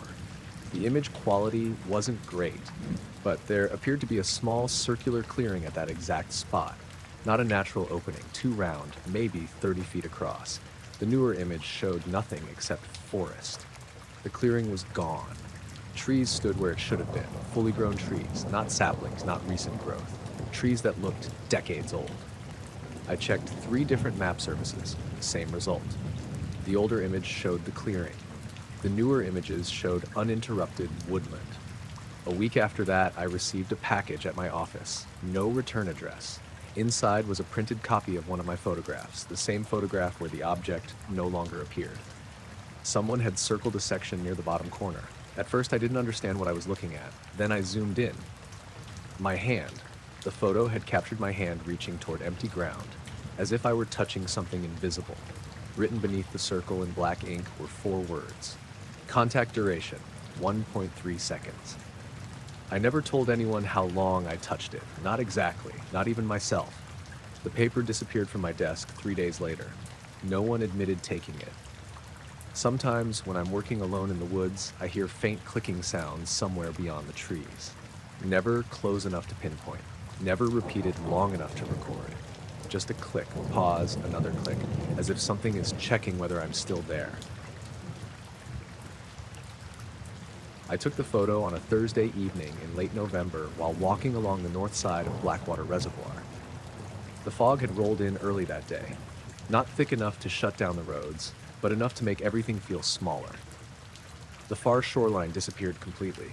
Trees became dark smudges. The water looked flat and colorless, blending into the sky until it was hard to tell where one ended and the other began. I liked walking there after work. I worked at a veterinary supply warehouse outside Asheville, North Carolina, and most evenings I needed an hour to clear my head before going home. The reservoir trail was usually empty once the weather got cold. That evening I only saw one other person, an older man fishing from a small gravel point near the dam. Other than that, I had the place to myself. The light appeared around 5:40. At first I thought it was a boat. Then I remembered boats weren't allowed on the reservoir after sunset. I stopped walking and looked out across the water. The light hovered above the fog. Not high. Maybe 20 or 30 feet above the surface. White, but not bright enough to hurt your eyes. It stayed perfectly still. I pulled out my phone. The camera struggled to focus through the fog, but I managed to take 3 pictures before the light moved. Not quickly. It drifted sideways, smoothly. No blinking, no beam, no sound that I could hear. Just a pale white light sliding through the mist. I remember lowering my phone and watching it for another minute. Then it dimmed. Not disappeared. Dimmed. Like someone turning down a lamp. A few seconds later, it was gone. I stood there waiting for it to reappear. It didn't. The reservoir became just water and fog again. The whole thing lasted maybe 3 minutes. I drove home afterward and texted the photos to my brother, Evan. His reply came back immediately. Drone? I sent back, too big. He replied, "You always say that." That was the end of it. At least I thought it was. The next day I showed the pictures to 2 coworkers during lunch. One thought it was a tower light, the other thought it was lens flare. Neither explanation really fit, but I wasn't trying to convince anyone. By Monday, I had mostly stopped thinking about it. Then the noises started. Not dramatic noises, nothing that made me jump. Just odd things. The first happened Sunday night. I was reading on the couch when I heard what sounded like someone tapping on a glass bottle. 3 taps. Pause. 2 taps. Very faint. I checked the kitchen. Nothing. The apartment was empty. I figured it came from another unit. The second time happened Monday morning while I was getting ready for work. Same pattern. 3 taps. Pause. 2 taps. This time it seemed to come from the bathroom wall. I stood there listening. It didn't repeat. Again, I assumed neighbors. Apartment buildings make weird sounds. Pipes knock. Walls settle. People drop things. I forgot about it until Wednesday. That was when the 2 men showed up. I was working inventory that morning. The warehouse wasn't glamorous, but I liked the routine. Shelves, forklifts, shipping labels, radios squawking every few minutes. Predictable. Around 10:30, my supervisor Dana walked over. "There are 2 guys here asking for you." I looked up from a clipboard. "Customers?" She shrugged. Didn't say. I followed her toward the front office. The moment I saw them through the glass, something tightened in my stomach.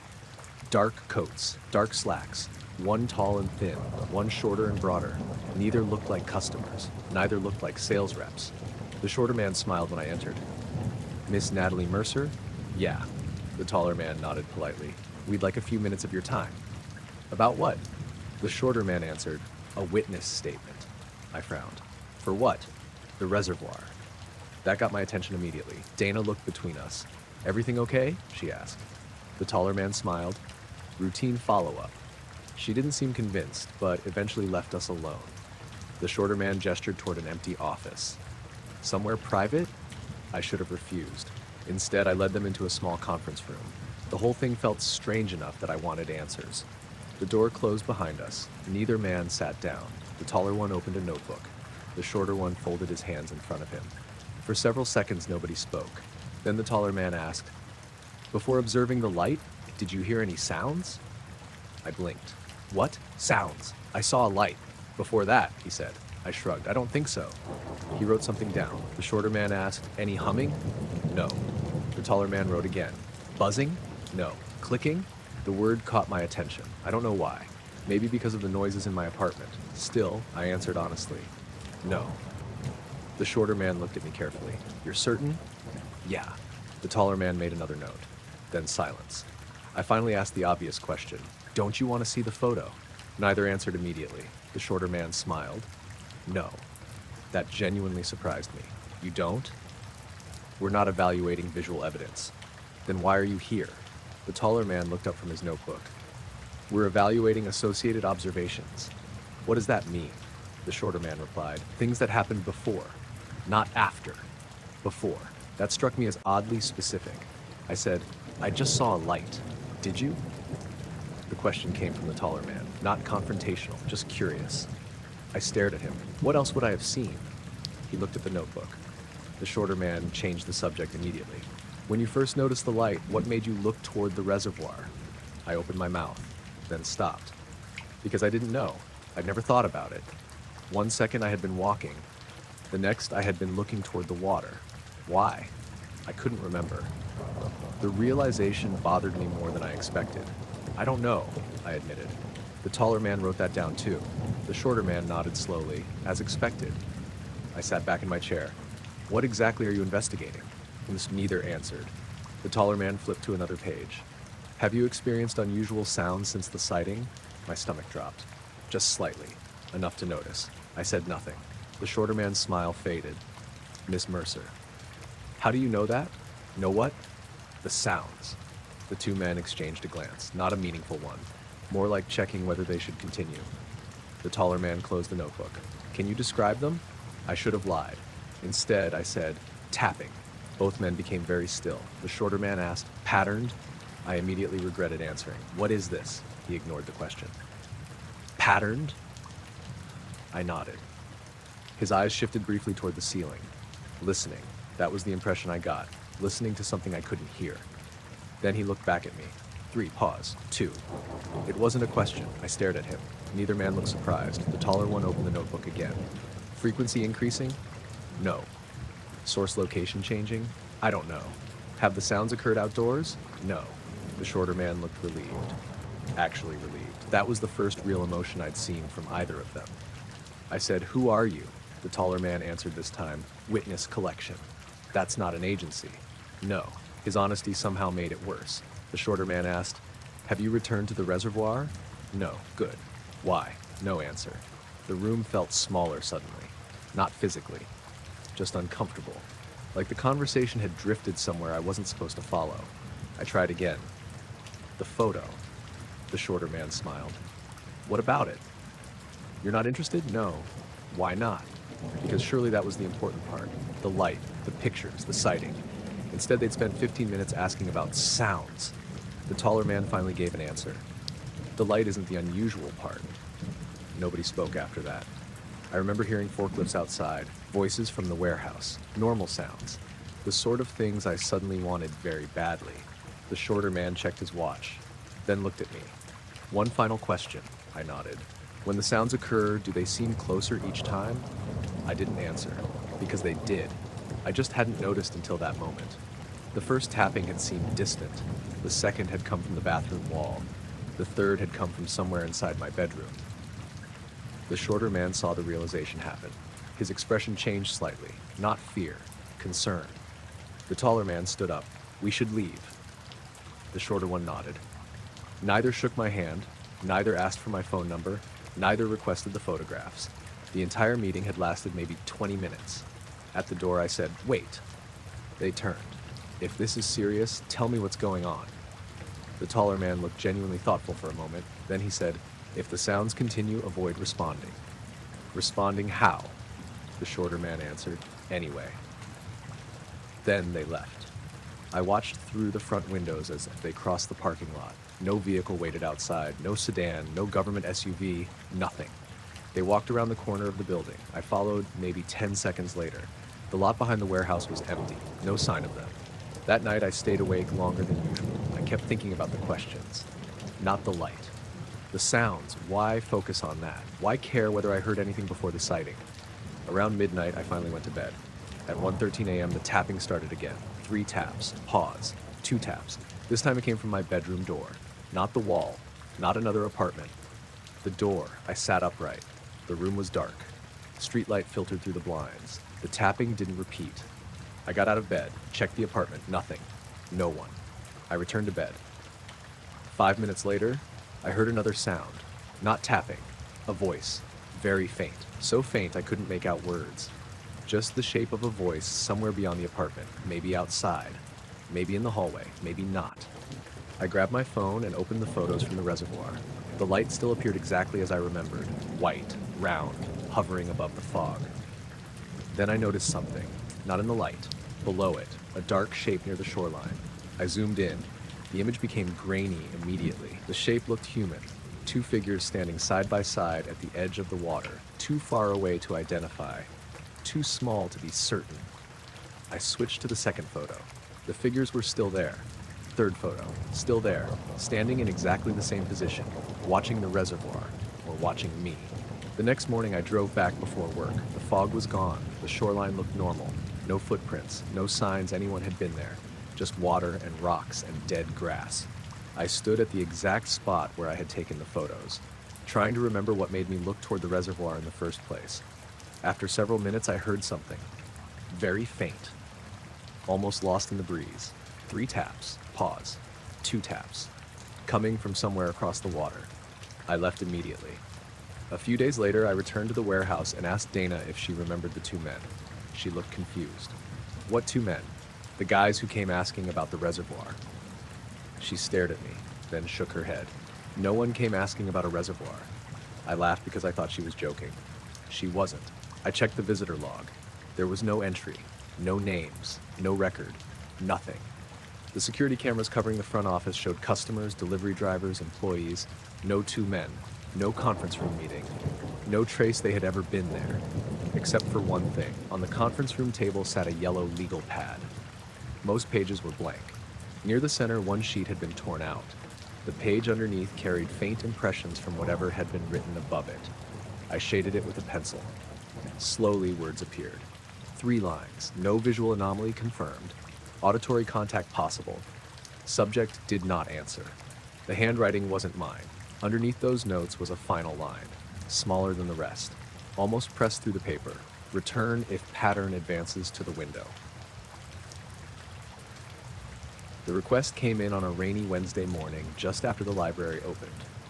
I worked as the local history librarian in a small coastal town in Oregon called Harbor Point. Most of my job involved helping people dig through old records, newspaper archives, property maps, and genealogy documents. The library itself sat on a hill overlooking the harbor. It was an older building with creaky floors, narrow aisles, and a basement archive room that smelled permanently of dust and cardboard. We got unusual requests all the time. People researching family histories, writers looking for obscure details, retired locals chasing old memories. Nothing about the email initially stood out. The subject line simply read, "Archive request." The message itself was short. Very short. The sender wanted a copy of the Harbor Point Gazette dated August 14, 1968. That wasn't unusual either, until I checked the archive catalog.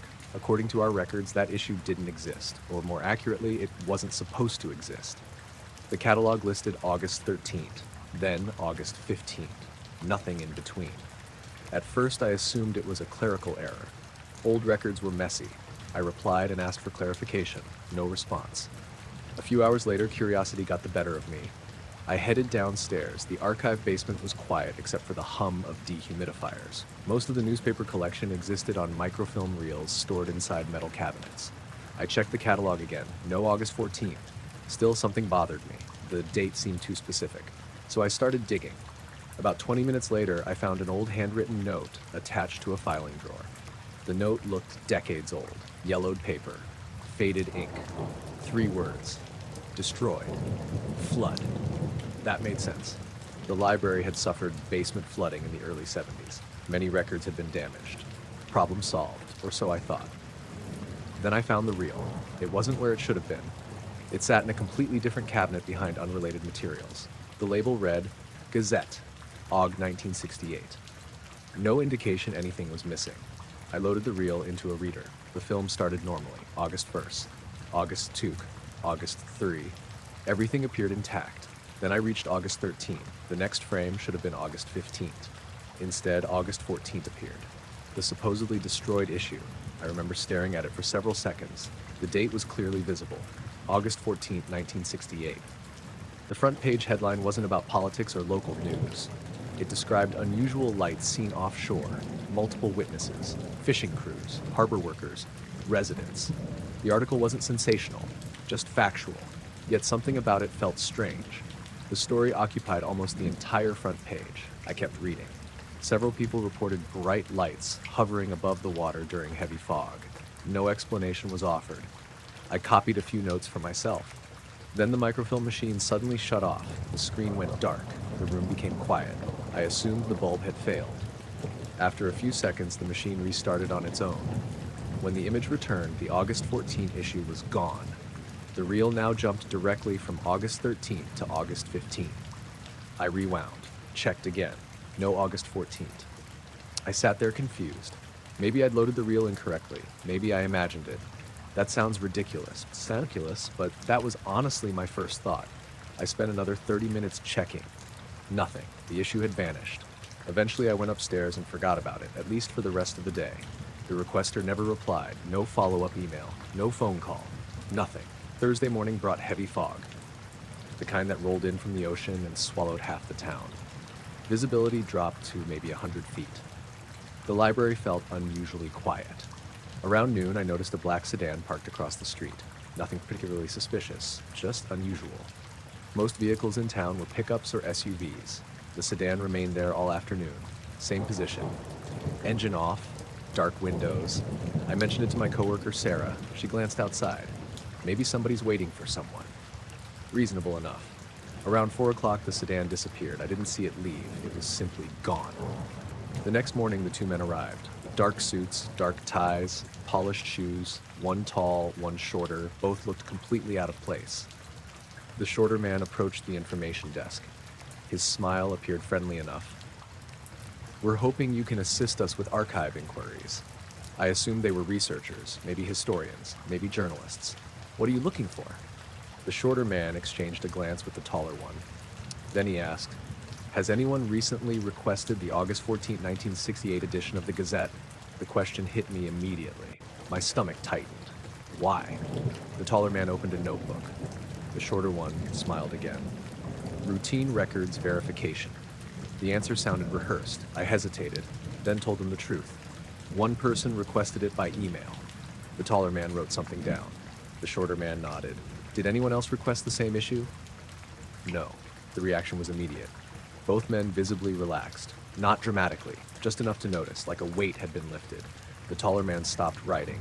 The shorter one exhaled quietly. Relief. Genuine relief. That bothered me more than the question itself. I asked who they worked for. The shorter man answered, "Historical preservation." Another vague answer. Another title that sounded almost real without actually meaning anything. The conversation continued. Had the requester visited in person? No. Had anyone viewed related materials? No. Had copies been made? No. Each answer seemed to make them happier. The taller man eventually closed the notebook. Then came a question I wasn't expecting. "Did you locate the issue?" I stared at him. For a second, neither of us spoke. Then I nodded, briefly. The two men exchanged another look. Not relief this time. Concern. The shorter man leaned forward slightly. "You viewed it?" "Yes." "How much?" "Most of the front page." The taller man's pen stopped moving. The shorter man's smile faded. "Not completely. Just enough." "What did you observe?" "Observe." Not read. Observe. The wording felt strange. I described the article. Lights offshore, witness reports, fog, nothing remarkable. The two men listened carefully. When I finished, the shorter man asked, "Did you view any photographs?" I thought about it. "No." That answer relaxed them again. The taller man resumed writing. The shorter one nodded slowly. Then he asked something that made no sense. "Did the article appear complete?" "What?" "The text." "I think so." "You believe so?" "Yeah."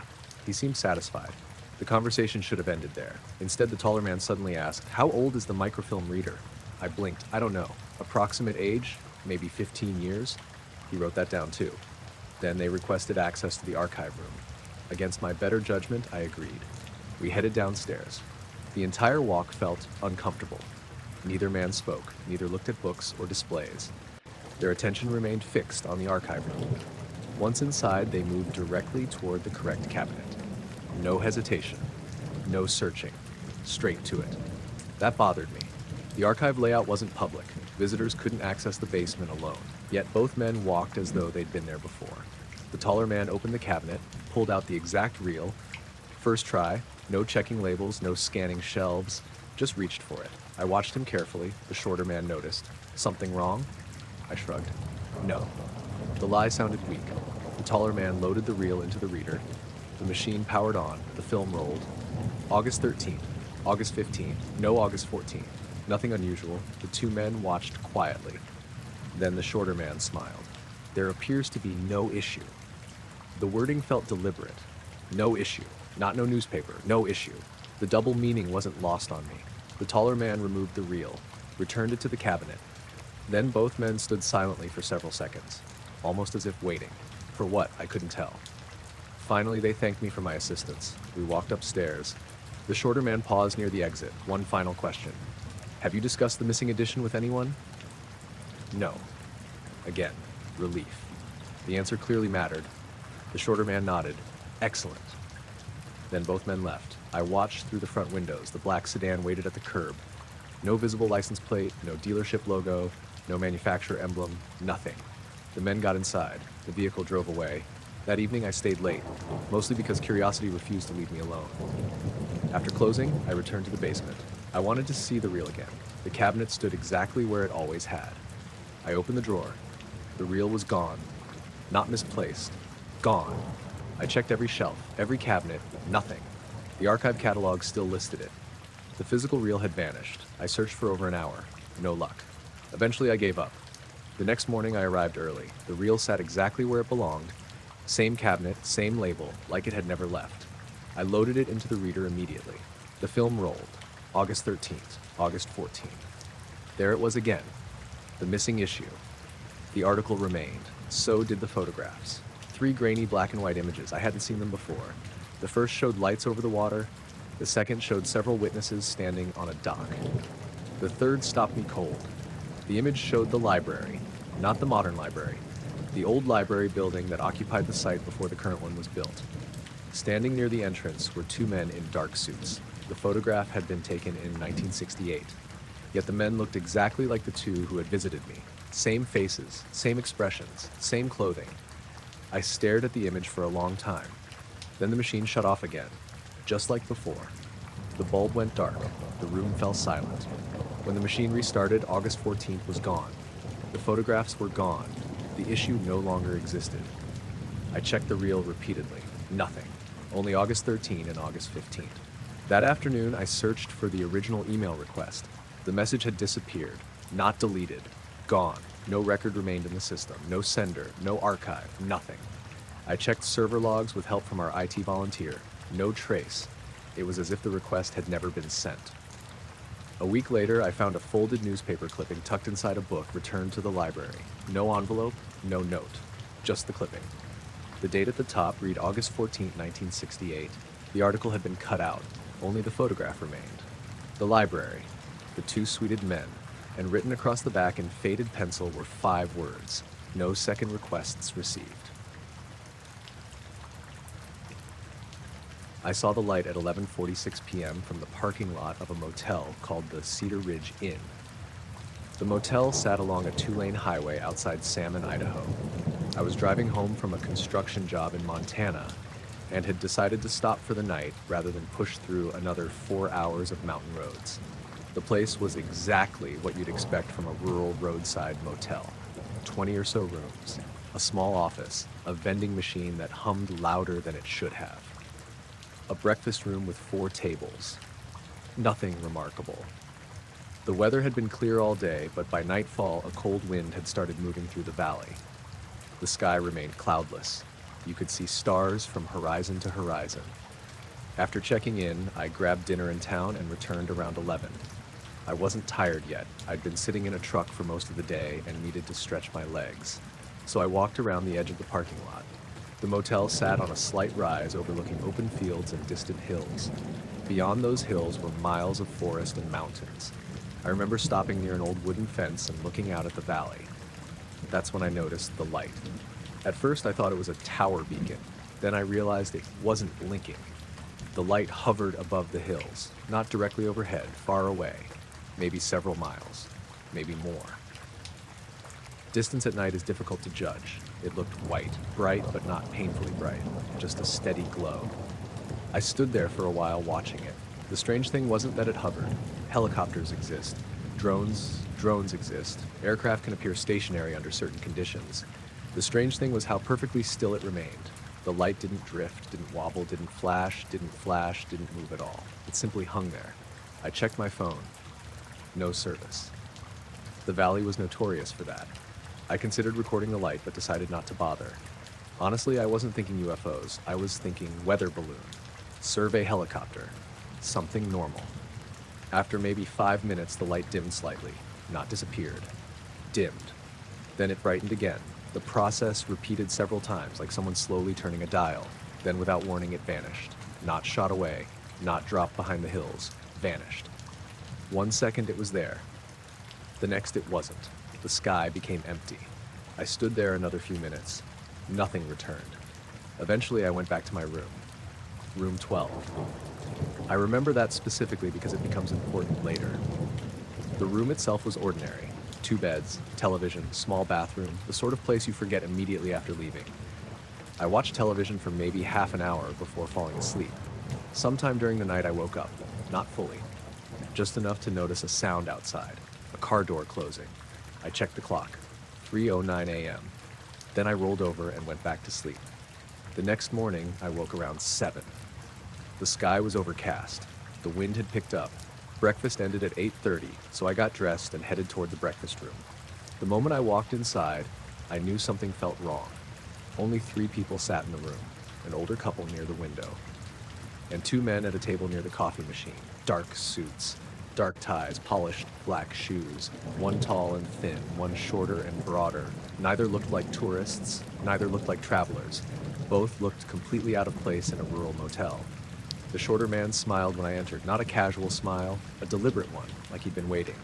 I ignored it and grabbed coffee. Then I heard him speak. Room 12. Not loudly. Just enough. The taller man nodded. My stomach tightened immediately. I turned. The 2 men weren't looking at me. They were looking at each other. The taller man opened a notebook. The shorter man noticed me watching. His smile widened slightly. I sat at the far end of the room, trying not to stare, trying not to overthink it. Maybe they'd heard my room number from staff. Maybe they'd checked in nearby. Maybe there was a normal explanation. Still felt strange. The motel was nearly empty. I hadn't seen either man the previous evening. I hadn't seen them checking in. I hadn't seen their vehicle. A few minutes later, the shorter man stood and approached my table. "Good morning." I nodded cautiously. "Morning." He sat down without being invited. The taller man remained at the other table, watching. The shorter man smiled. "You observed something unusual last night." Not a question. My stomach dropped. "What?" "The light." I stared at him. For several seconds, neither of us spoke. Finally, I said, "Who are you?" "Travel assessment." The answer made no sense. The man didn't seem bothered by that. He continued smiling. I glanced toward the taller man. The notebook remained open, pen ready, waiting. The shorter man asked, "How long did you observe it?" "A few minutes." The taller man began writing. The shorter one nodded. "Did it move?" "No." Another note. "Did it produce sound?" "No." The notebook continued filling. I looked around the room. The older couple appeared completely uninterested. The motel employee behind the counter wasn't paying attention either. The whole situation felt bizarrely normal, like nobody else noticed how strange it was. Finally, I asked, "How do you know what room I'm staying in?" The shorter man paused. For the first time, his smile weakened. Then he said, "You are staying in room 12. Not an answer, just a repetition. I laughed nervously. "Yeah, I know that." He simply nodded. The conversation moved on.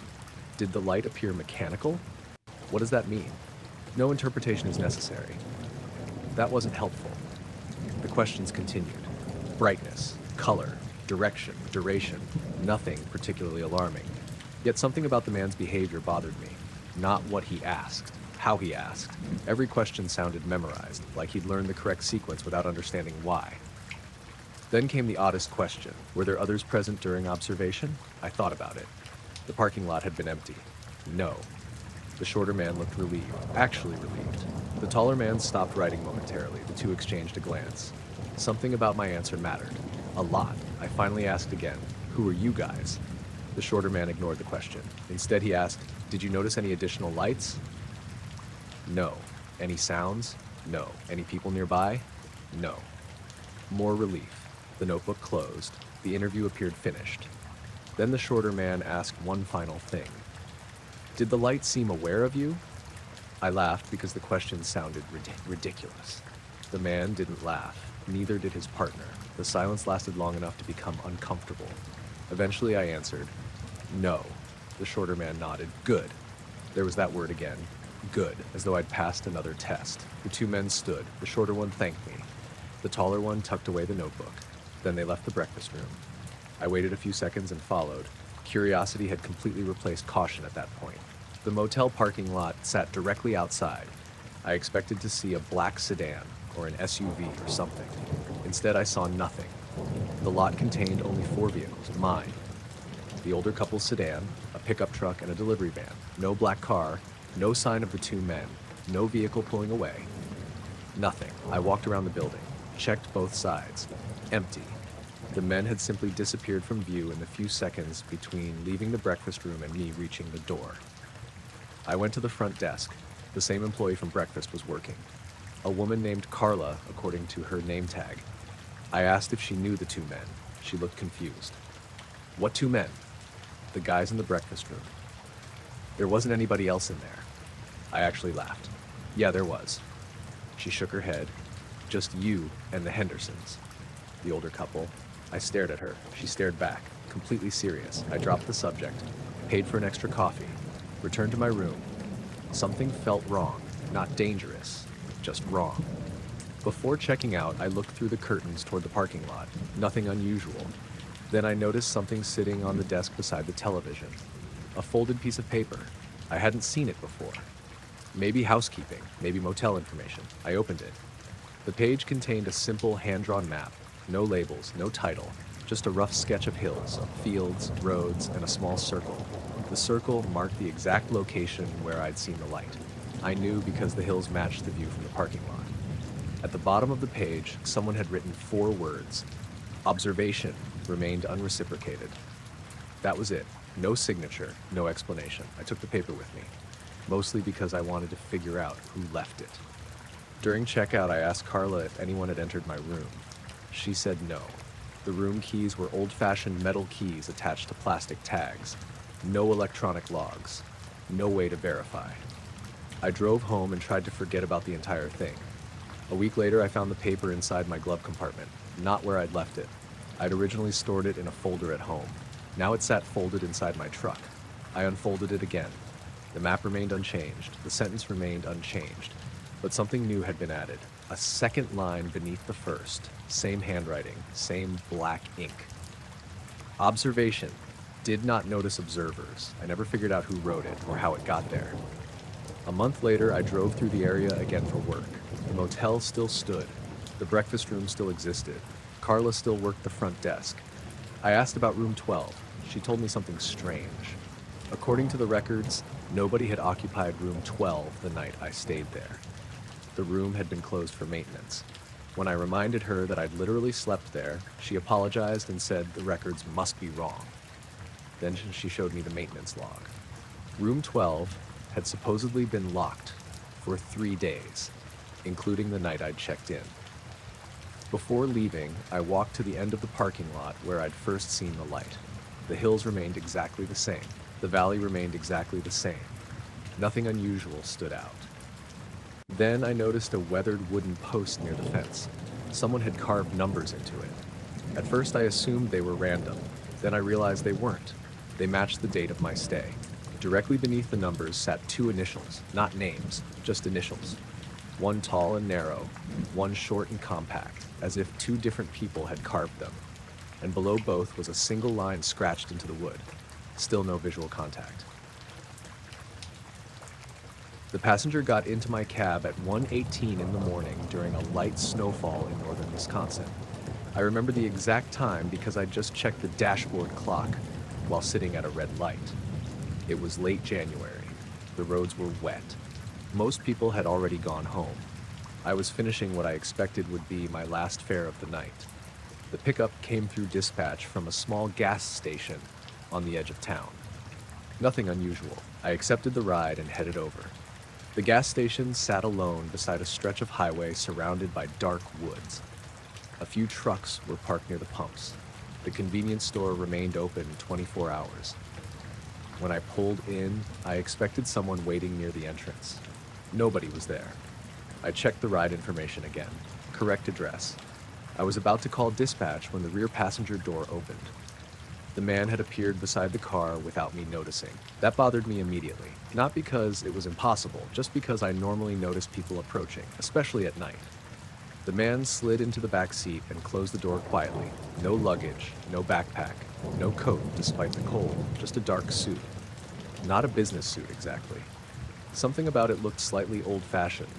His hair was dark, neatly combed, maybe mid-40s, maybe older. It was difficult to tell. I asked where he was headed.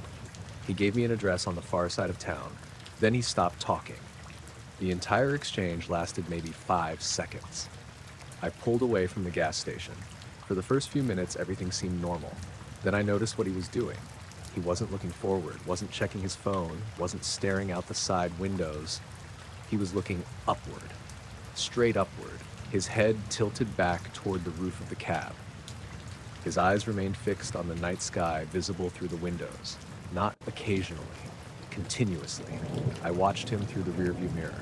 The behavior felt strange enough that I remember thinking about it immediately. Most passengers look at their phones, or out the windows, or fall asleep. This man spent the entire ride watching the sky. The snowfall had mostly stopped by then. Clouds moved overhead. Occasionally, patches of stars became visible. Every time they did, the passenger seemed more focused, more attentive, like he was looking for something. About 10 minutes into the ride, I tried making conversation. Cold night. No response. I glanced in the mirror. His eyes remained fixed upward. I thought maybe he hadn't heard me. Supposed to snow again tomorrow. Nothing. Not rude. Not dismissive. Almost as if he genuinely hadn't noticed I'd spoken. That made me uncomfortable. Not scared. Just uneasy. Eventually, I stopped trying. The roads became quieter as we approached the residential part of town. The passenger still hadn't moved. Then something odd happened. At approximately 1:31 a.m., every streetlight along one section of road went dark. Not one light. All of them. A stretch of maybe half a mile. The lights shut off simultaneously. The road ahead disappeared into darkness. I slowed down, assumed it was a power issue. The passenger finally reacted. Not by looking at the road, not by speaking. He smiled, just slightly, still staring upward. The lights returned maybe 20 seconds later. Everything appeared normal again. I remember checking the mirror. The smile had vanished. The man continued watching the sky. A few minutes later, we reached his destination. An older neighborhood near the edge of town. The address corresponded to a small house. Dark windows, no vehicles in the driveway, no porch light. I parked, turned around. That'll be 2350. The back seat was empty. For a moment, I genuinely thought I was losing my mind. The man was gone. No sound, no door opening, nothing. Just gone. I immediately checked both sides of the street. Nobody walking away, nobody crossing a yard, nobody. The rear door remained closed. I got out and looked around. The neighborhood sat completely silent. Fresh snow covered everything. No footprints, not even a single set leading away from the cab. I stood there for several minutes trying to understand what had happened. Eventually, I convinced myself the passenger must have exited while I was focused on the road. Maybe I simply missed it. People zone out while driving. It wasn't impossible. Still felt wrong. I finished my shift and went home. The next morning, I woke around 10. By noon, I'd mostly stopped thinking about it. Then somebody knocked on my apartment door. Two men stood outside. Dark suits. Dark ties. Polished shoes. One tall and thin, one shorter and broader. The sight immediately reminded me of the passenger. Not because they looked identical, because they felt similarly out of place. The shorter man smiled politely. "Mr. Nathan Reeves?" I nodded. Neither offered identification. Neither introduced themselves. The shorter man spoke again. "We'd like to ask about a passenger." My stomach tightened. What passenger? The individual collected at approximately 1:18 a.m. That got my attention instantly. I hadn't reported the fare, hadn't discussed it, hadn't even contacted dispatch. Yet they knew the exact time. The shorter man continued. "We understand there may have been unusual circumstances." I stared at him. Neither man appeared threatening, yet something felt deeply off. I invited them inside, mostly because I wanted answers. The conversation started normally enough. Pickup location, destination, duration of ride, standard questions. Then it became strange. The shorter man asked, did he appear aware of his surroundings? What does that mean? Was he attentive? I guess. The taller man wrote notes. The shorter man nodded. Then came another question. Did he spend significant time observing the sky? I froze. The two men watched carefully. Yeah. The taller man immediately wrote something down. The shorter man seemed relieved. Actually relieved. Like my answer confirmed something. Then he asked, did he mention lights? No. Stars? No. Movement overhead? No. The relief faded slightly. The taller man continued writing. I finally interrupted. Who are you guys? The shorter man smiled. Transit review. The answer sounded ridiculous, not even close to a real explanation. The questioning continued. Had the passenger seemed frightened? No. Confused? No. Aggressive? No. Then the shorter man asked something that caught me completely off guard. What color were his eyes? I blinked. What? His eyes. That question seemed more important than anything else they'd asked. The taller man stopped writing entirely, waiting. The shorter man leaned forward slightly. I thought back, tried to remember. The truth was simple. I don't know. The disappointment was immediate. Both men visibly deflated. Not dramatically, just enough to notice, like I'd failed to provide something important. The shorter man asked again, "Any estimate?" No. I genuinely couldn't remember. The entire ride he'd been looking upward. I never got a clear look at his eyes. The taller man wrote a few final notes. The shorter man sat quietly for several seconds. Then he asked, "Did he blink?" I laughed. Not because it was funny, because the question sounded absurd. Neither man laughed. I stopped immediately. I don't know. Another disappointing answer. The questioning continued for nearly 20 minutes. Every detail seemed secondary to the passenger's eyes. Color, movement, focus, blinking direction. The more they asked, the stranger it felt.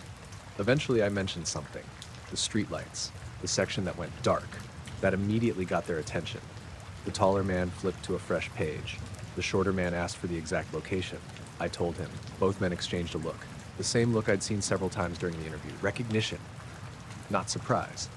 Recognition. Like they already knew. The shorter man asked one final question. Did he look at the lights when they failed? I thought about it. The answer was no. The passenger hadn't looked at them, hadn't reacted. He kept watching the sky. When I told them that, both men became quiet, very quiet. The taller man closed his notebook. The interview appeared finished. The shorter man stood, then paused. Did you happen to inspect the rear seat afterward? What? After he departed? No. The man nodded slowly, then both visitors thanked me and left. I watched from the window as they crossed the parking lot. A black sedan waited outside. No license plate, no manufacturer badge, no visible markings. The two men got inside. The vehicle drove away. That should have been the end. Instead, curiosity got the better of me. I went downstairs, unlocked my cab, and checked the rear seat. Nothing obvious appeared at first. Then I noticed moisture on the upholstery, not spilled liquid, condensation, a narrow strip running across the seat, as if something cold had rested there. I touched it, still damp, which made no sense. The passenger had been in the vehicle nearly 12 hours earlier. The moisture should have evaporated long ago. I cleaned it and moved on. Or tried to. That evening, I contacted dispatch. Mostly out of curiosity, I wanted information about the pickup quest. The dispatcher sounded confused. There was no record of it. Not deleted. Not canceled. No record at all. According to their system, I hadn't received a fare from that gas station. The time slot showed empty. I argued for several minutes. Eventually, they checked manually. Nothing. No call. No ride. No passenger. The fare simply didn't exist. The next few days remained normal. Mostly. Then I noticed something in my dashcam footage. The camera recorded both road and interior views. I reviewed the ride. The passenger appeared exactly as I remembered. Silent. Watching the sky. The recording continued normally until the streetlights failed. Then the interior camera glitched. Only briefly. Maybe 2 seconds. When the image returned, the passenger had changed position. Not dramatically, just enough. His face now pointed directly toward the camera. For the first time during the ride, I paused the footage, zoomed in. The image quality wasn't great. Dark conditions, compression artifacts. Still, I could see his eyes clearly. Or at least I thought I could. The strange thing was that they appeared closed, completely closed. Yet his face remained tilted toward the sky, as though he was still watching something. I replayed the footage several times, same result every time. Then I noticed another detail, the timestamp. For those 2 missing seconds, the clock jumped ahead nearly 3 minutes. No explanation, no recording interruption, just missing time. The next morning, I found an envelope tucked beneath my apartment door. No stamp, no address, nothing. Inside sat a single photograph, a still image from my dash cam, the passenger, looking upward. The photo had been printed at much higher quality than my original footage, sharp enough to reveal details I couldn't see before. His eyes weren't closed, they were open, very open, staring upward. And written on the back of the photograph were 6 words. Eye color not successfully confirmed. I discovered the missing footage during a foggy morning patrol in the Olympic National Forest. I'd been a park ranger for almost 8 years by then. Most of my work involved trail maintenance, visitor assistance, search and rescue support, and monitoring wildlife activity. The section of forest I covered wasn't particularly remote by local standards, but once you got a few miles off the main roads, it felt isolated enough. The weather had been strange all week. Not stormy, just unsettled. Heavy fog rolled through every morning and lingered longer than usual. Some days, visibility dropped to less than 50 yards. The trail cameras were part of a wildlife monitoring project we'd been running for years. Motion-activated units mounted throughout the forest recorded animal movement along migration routes. Every Monday, I checked them, downloaded footage, changed batteries, routine stuff. That particular Monday started normally. The first camera contained dozens of clips: deer, coyotes, a black bear, nothing unusual. The second camera was the same. The third camera showed normal activity until exactly 1:43 a.m. on Saturday. Then the recordings stopped. No error messages, no damage, just empty storage. I figured the memory card had failed. Then I checked the fourth camera, same thing, normal footage, then nothing after 1:43 a.m. The fifth camera matched, so did the sixth. By lunchtime, I'd checked 8 cameras spread across nearly 4 miles of forest. Every one of them stopped recording at exactly 1:43 a.m. Everyone resumed normal operation around 3:12 a.m., nearly 90 minutes missing. That immediately got my attention. Equipment failures happen, but 8 cameras failing simultaneously was something else, especially when they weren't connected to each other. Different batteries, different memory cards, different locations, yet all showed the exact same gap. I spent most of the afternoon inspecting them. No vandalism, no water damage, no signs of tampering. Everything appeared normal. The forest itself seemed normal too, at least initially. Then I started noticing small things. A herd of elk standing unusually close to a trailhead, 3 owls sitting together in broad daylight, a fox that simply stood beside the trail watching me. None of those things were impossible. Animals behave unpredictably. Still, after years in the woods, you develop a sense for when something feels off. The forest felt off. Not dangerous, just different. That night, I reviewed the footage again from my office. The missing period remained identical across every camera. 1:43 a.m., then nothing. 3:12 a.m., then normal activity resumed. Around midnight, I finally headed home. The next morning, I drove back into the forest to inspect several cameras I'd missed. The fog was thick, heavy enough that the trees faded into white walls only a short distance away. Everything felt quiet. Even the birds seemed subdued. I parked near a trail junction and started hiking. About 20 minutes later, I reached camera 9. Same issue, normal footage. Then a gap, then normal footage again. As I stood there checking logs, I heard footsteps behind me. Not close, maybe 30 feet away. I assumed another ranger had come out to assist. When I turned around, 2 men stood on the trail. I hadn't heard them approach. That bothered me immediately. The forest floor was covered in wet leaves and branches. People made noise out there. These 2 hadn't. Both wore dark suits, dark ties, polished shoes, not hiking boots, not outdoor clothing. Suits, in the middle of a fog-covered forest. The sight felt absurd. One man was tall and thin, the other shorter and broader. Both appeared perfectly clean despite the muddy conditions. The shorter man smiled politely. "Good morning." I nodded cautiously. Neither offered identification, neither introduced themselves. The taller man carried a small notebook. I asked if they were lost. The shorter man shook his head. "We were hoping to ask a few questions." That immediately raised alarms. "What kind of questions?" The 2 men exchanged a brief look. Then the shorter one asked, "Have animals behaved unusually since Saturday?" Not who they were, not why they were there. Straight to the question. I stared at him. "What?" "Wildlife." The taller man opened his notebook. The shorter man continued. "Any changes in behavior?" The question felt strangely specific. I told him about the elk, the fox, the owls. The taller man wrote everything down. The shorter man nodded thoughtfully. Then he asked, "Any aggression?" "No." "Fear responses?" "No." "Disorientation?" I frowned. "Not that I've seen." That answer seemed to relieve them. The taller man stopped writing. The shorter man nodded. "Good." That word again. Good. The same way someone reacts when hearing positive medical results. I asked who they worked for. The shorter man smiled. "Field assessment." Not a company, not an agency, just 2 words. The answer irritated me. What does that mean? Neither responded. Instead, the taller man asked, "Did you review the recordings?"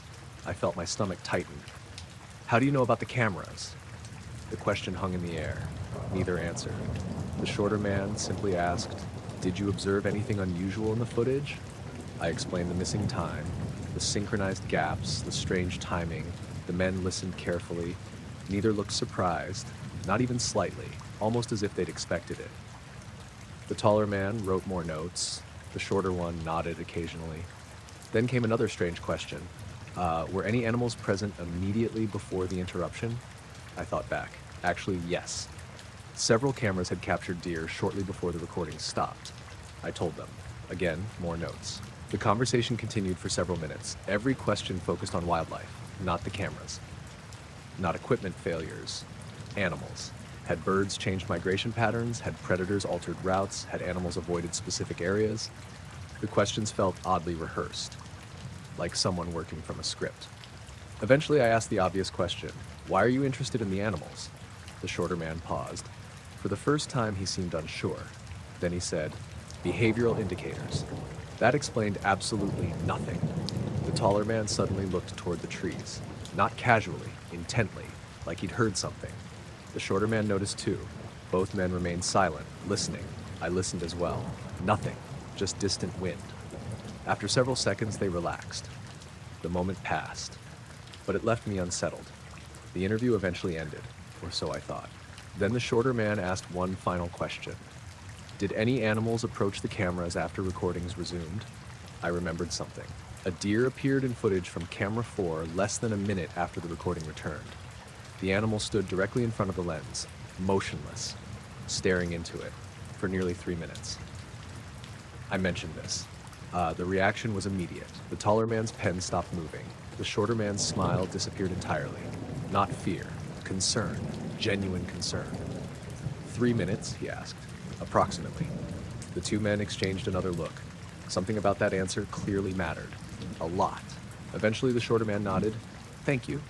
Then both men turned and walked down the trail. No goodbye, no explanation, just left. I watched them disappear into the fog. A few seconds later I followed. Curiosity got the better of me. The trail stretched ahead for several hundred yards. Empty. No movement. No sound. Nothing. The men were gone, completely. There was nowhere they could have vanished to that quickly. Dense brush bordered both sides of the trail, no side paths, no clearings, yet they had disappeared. I spent several minutes searching before giving up. That evening I returned to headquarters. Something about the entire encounter bothered me.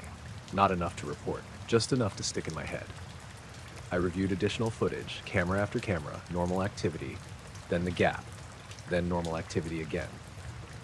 Near midnight, I found something I hadn't noticed before. Camera 11, a unit mounted near a creek crossing. The recording resumed at 3:12 a.m. like all the others. For roughly 5 seconds, the lens pointed toward empty forest. Then an elk entered frame. The animal stopped instantly, not because of the camera. It stared at something beyond the edge of the image, something off-screen. The elk remained perfectly still, then slowly backed away. Not turned, backed away, as if unwilling to take its eyes off whatever it saw. The footage ended. I watched it several times. The behavior wasn't normal. The next day I returned to that location. The forest appeared ordinary. No tracks, no disturbances, nothing. Then I noticed something else. The ground around the camera showed almost no animal tracks. That should have been impossible. The area usually contained dozens. Deer, elk, coyotes. Instead, the soil looked strangely untouched, almost avoided. I checked nearby sections of trail. Tracks everywhere, but within roughly 50 yards of the camera, almost none. That evening, I received a call from another ranger named Mitchell. He sounded confused. One of the missing cameras had started recording without motion activation. Hours of empty forest, nothing moving, nothing triggering it, just continuous footage. We reviewed it together. The recording showed darkness, trees, fog, silence. Then near 1:43 a.m., every insect sound stopped, all at once. The forest became completely silent. No crickets, no frogs, nothing. The silence lasted exactly 9 seconds. Then the footage cut directly to 3:12 a.m. No transition, no glitch, just missing time. Mitchell sat there staring at the screen. Neither of us said much. The following week, the cameras worked normally. No missing footage, No strange gaps, no unusual behavior, everything returned to normal. Almost. 3 months later, I was hiking near Camera 9 again. The fog had returned, not as thick as before, just enough to blur distant trees. As I passed the camera location, I noticed fresh footprints in the mud. 2 sets. Dress shoe prints, not hiking boots, not ranger boots. Dress shoes. The tracks approached the camera, stopped directly beneath it, then ended. No return prints, no continuation, just tracks leading to the camera and nowhere else. I stood there for a long time staring at them. The soil was soft enough that any departing footprints should have been obvious. There weren't any, only the approach. Later that afternoon, I checked the camera. The most recent image had been captured 30 minutes earlier. The frame showed empty forest, fog, trees, nothing unusual, except for 2 blurry figures standing behind the camera, visible only in the reflection of the protective lens housing, looking directly toward it, one tall, one shorter, and both appeared to be watching something deeper in the forest rather than the camera itself.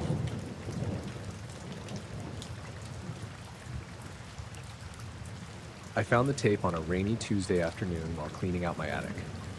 I had retired the year before after nearly 40 years working as a high school history teacher in rural Vermont. My wife and I had been slowly going through decades of accumulated boxes, old furniture, photo albums, and things we'd stored away and forgotten. The attic was the last major project. Most of what I found wasn't interesting. Christmas decorations, old tax records, my kids' school projects. Then I found a cardboard box with my father's handwriting on it. The box looked older than everything around it. Yellowed tape, faded marker, dust everywhere.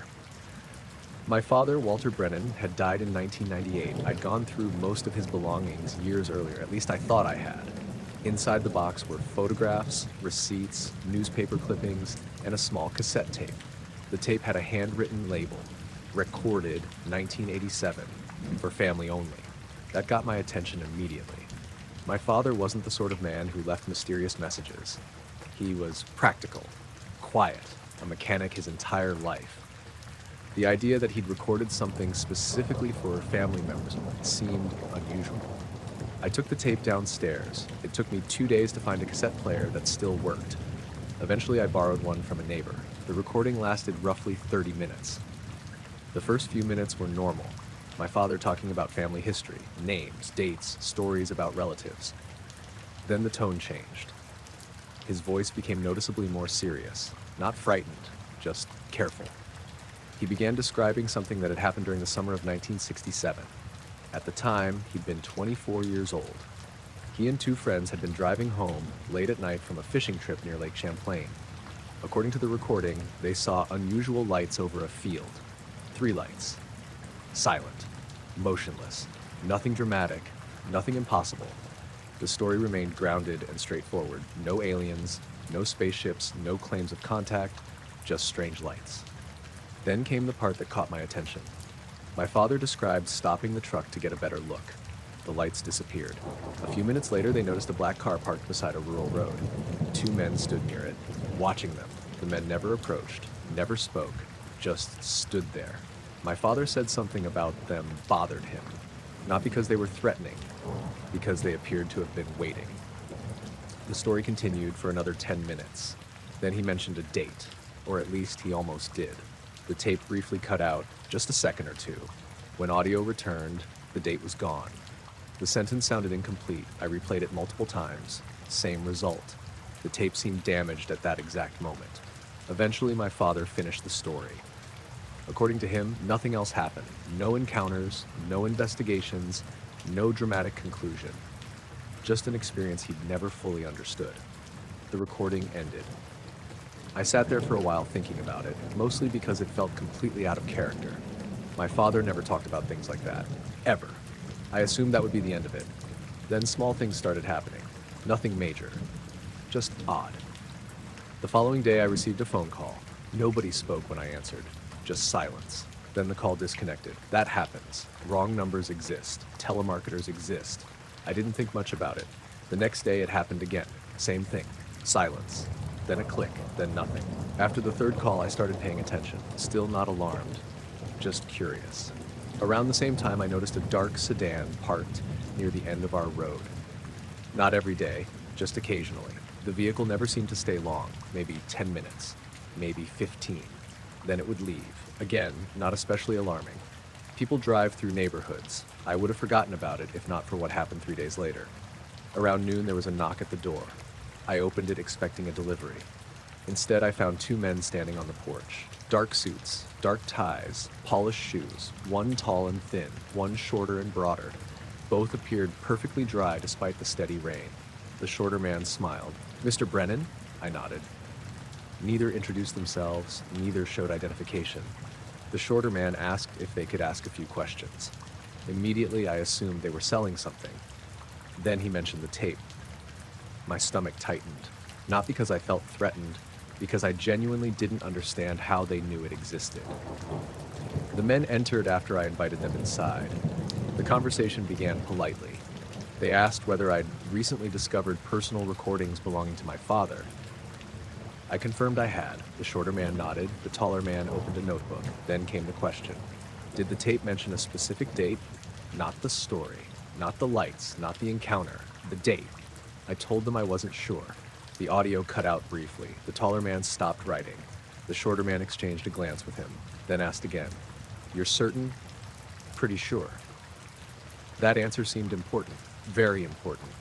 The taller man wrote something down. The shorter man nodded slowly, then asked if I'd attempted to restore the damaged section. "No." Another note. The questioning continued. Had I shared the tape, copied it, digitized it, played it for anyone else? The questions felt strangely focused. Everything revolved around the missing date, nothing else. Eventually I asked the obvious question. "How did you know about the tape?" The room became quiet. The shorter man smiled politely. The taller man continued staring at the notebook. Neither answered. I repeated the question. Same result. Silence. Not hostile silence, just complete refusal to acknowledge it. The conversation moved on as if I hadn't spoken. That bothered me more than anything else. Not because they wouldn't answer, because neither seemed uncomfortable refusing. They simply ignored the question.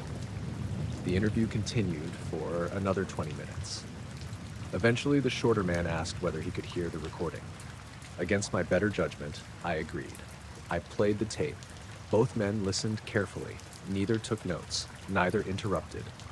The moment the damaged section approached, both men leaned slightly forward. Not dramatically, just enough to notice. Then the audio dropped out. The missing date vanished again. The recording continued. The two men relaxed immediately, almost as if they'd been waiting for that specific moment. The tape ended. Neither commented on the story itself. Instead, the shorter man asked, "Has the interruption always been present?" "Yes." The taller man finally spoke for the first time. "Good. One word." Nothing else. The two men stood shortly afterward. The conversation appeared finished. Then the shorter man paused near the front door. "Did your father ever discuss this incident in person?" "No." "Never?" "Never." The answer seemed to satisfy him. Both men thanked me and left. I watched from the window. The rain continued falling. The sedan waited at the curb. The men got inside and drove away. No license plate was visible on the rear. At least none that I could see. That evening, I couldn't stop thinking about the missing date. Not the lights, not the strange men. The date. Why did it matter? The next morning, I decided to digitize the tape. Mostly out of curiosity, I transferred the recording to my computer, cleaned the audio, reduced background noise, adjusted levels. The damaged section remained. Except now something felt different. The dropout lasted longer, not by much, maybe another second. I assumed I'd made a mistake during processing. I tried again. Same result. The missing section seemed larger. Over the next several days, I became mildly obsessed. I kept restoring the audio, running different filters, trying different software. The gap kept changing, sometimes shorter, sometimes longer, never consistently. One evening, I finally isolated a faint sound buried beneath the dropout. A voice. Not my father's. Not clear enough to identify. Just a few words. I spent hours trying to improve it. Eventually, I understood part of a sentence. Only part. Don't say the... Then static. Nothing else. The following week, I visited my father's younger brother, my Uncle Raymond. He was 84, still sharp, still living independently. I asked whether he'd ever heard the story. To my surprise, he immediately knew what I was talking about. Not the tape. The incident. His reaction caught me off guard. Apparently, my father had mentioned it once in the late 1970s. Only once. I asked whether he remembered a date. Raymond frowned, then became strangely quiet. After several seconds, he shook his head. No. The answer sounded rehearsed, not false exactly, practiced, as though he'd answered before. When I pressed further, he changed the subject.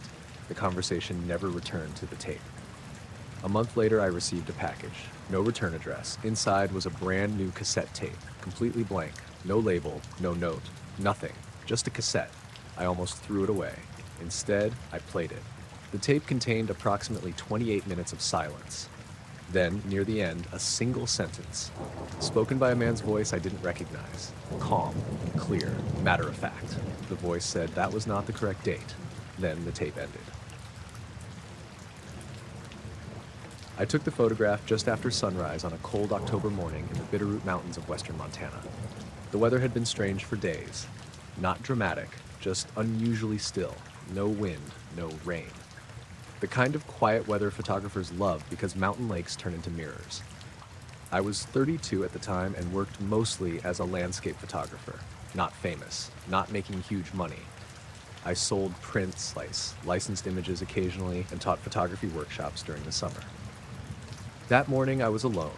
I'd left my truck before dawn and hiked nearly 2 miles to a small alpine lake called Carson Lake. The place wasn't particularly well known. No campground, no facilities, just a trail and a lake surrounded by steep timber-covered slopes. I arrived before sunrise and set up my tripod along the eastern shoreline. The water looked perfect, completely still, not a ripple anywhere. The mountains reflected so clearly, it was difficult to tell where the shoreline ended and the reflection began. For nearly an hour, I photographed the changing light. Nothing unusual happened, at least not while I was there. Around 8:15, I packed up and headed home. The photograph itself didn't catch my attention until later that afternoon. I was reviewing images in my studio when I noticed something odd in one frame. Not obvious, not immediately, just a tiny dark shape near the center of the lake. At first, I assumed it was debris, a floating log, a bird, something ordinary. The shape appeared only in one photograph. The images taken seconds before and after showed nothing. I zoomed in. The shape remained blurry, small, distant, strange. The odd part wasn't the object itself, it was where it appeared. The shape existed only in the reflection, not above the lake, not in the sky, only in the reflected image of the mountains. That caught my attention. If the object had truly been reflected in the water, something should have existed above it, something casting the reflection. There wasn't. I spent maybe 20 minutes trying to make sense of it. Then I moved on. Photography produces weird artifacts sometimes. Lens reflections, birds, dust, digital glitches. I figured it would make sense once I enlarged the file properly. I never got the chance. The next morning, 2 men visited my studio. The timing alone bothered me. I hadn't posted the image, hadn't shared it, hadn't mentioned it to anyone. The photograph existed only on my computer. Yet around 10 o'clock, there was a knock at my door. I opened it expecting a client. Instead, I found 2 men in dark suits standing outside. One was tall and thin, the other shorter and heavier.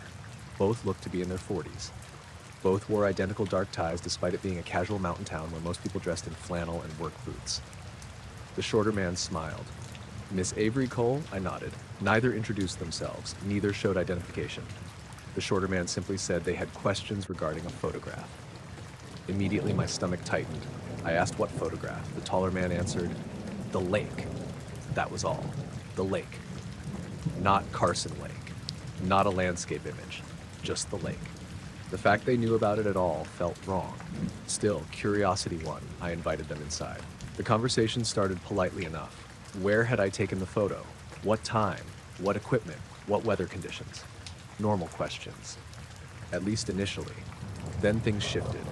The shorter man asked exactly where I'd been standing. I pointed to the lake on a map. He wanted more precision. I marked the shoreline. Not enough.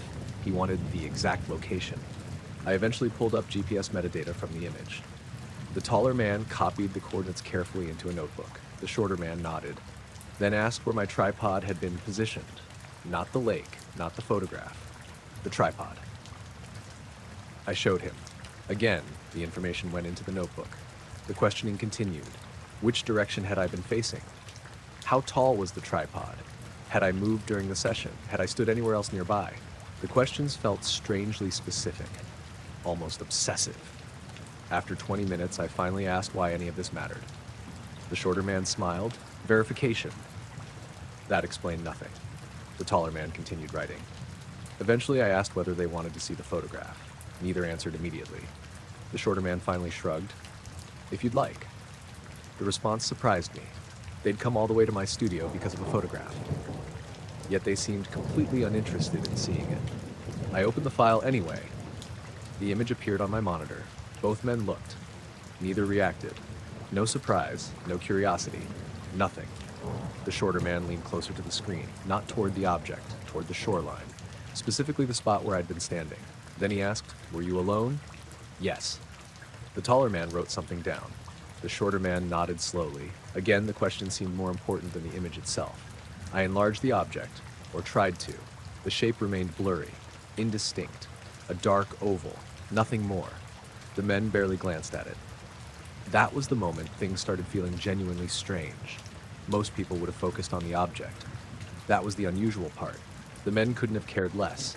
Everything revolved around my location, my position, my angle, my exact placement beside the lake.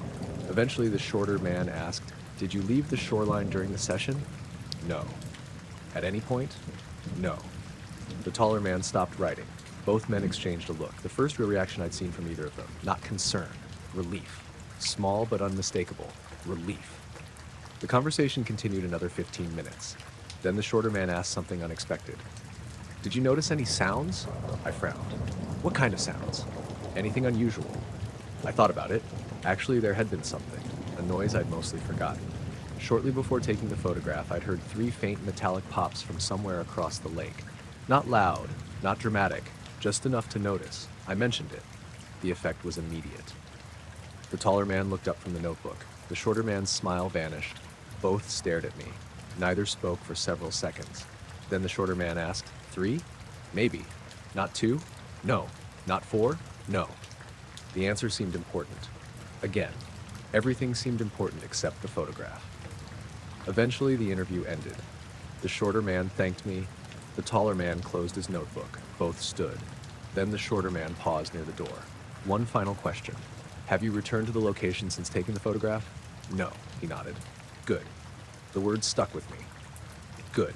Not because it sounded threatening, because it sounded sincere. Like he genuinely believed that was the correct answer. Then they left. I watched through the window. A black sedan sat parked outside. No visible license plates, no company logos, no government markings, nothing. The men drove away. I spent the rest of the afternoon replaying the conversation in my head. Something felt deeply wrong. Not dangerous. Wrong. That evening, I reopened the photograph. For the first time, I noticed something else. The image metadata looked unusual. Not altered. Just strange. The timestamp placed the photo at 7:18 a.m. I distinctly remembered taking it closer to 8. Nearly 40 minutes difference. I checked other images. Most matched my memory. That one didn't. I assumed I'd simply lost track of time. Then I noticed additional gaps. 3 photographs should have existed between 2 frames. They were gone. Not corrupted. Not hidden. Missing. The numbering jumped as though they'd never been taken. I searched backups, memory cards. Nothing. Those images simply didn't exist. The following weekend, curiosity got the better of me. I drove back to Carson Lake. The weather had turned colder. Thin ice formed near portions of the shoreline. The lake remained quiet, empty, ordinary. I walked to the exact spot where I'd taken the photograph, the same coordinates I'd shown the men. Standing there felt strangely uncomfortable, not because anything looked unusual, because everything looked normal, almost too normal. The shoreline, the trees, the mountains. Nothing stood out. Then I noticed footprints, not fresh, not recent, but preserved in a muddy section near the water. 2 sets, dress shoes. The tracks approached the shoreline, stopped, then turned back. I followed them. The footprints led into the trees. Eventually, they disappeared on rocky ground. No vehicle tracks, no campsite, nothing, just footprints. A week later, I received an envelope in the mail. No return address. Inside was a photograph. Not mine. An aerial photograph of Carson Lake. Old, black and white. Judging by the vehicles visible near an old logging road, maybe 1950s. A red circle had been drawn around a section of shoreline. The exact place where I'd been standing. Nothing else appeared in the envelope. No note, no explanation. Just the photograph. I examined it for nearly an hour. Eventually, I noticed a date printed along the bottom edge. October 12th, 1958. Exactly 65 years before I'd taken my own photograph.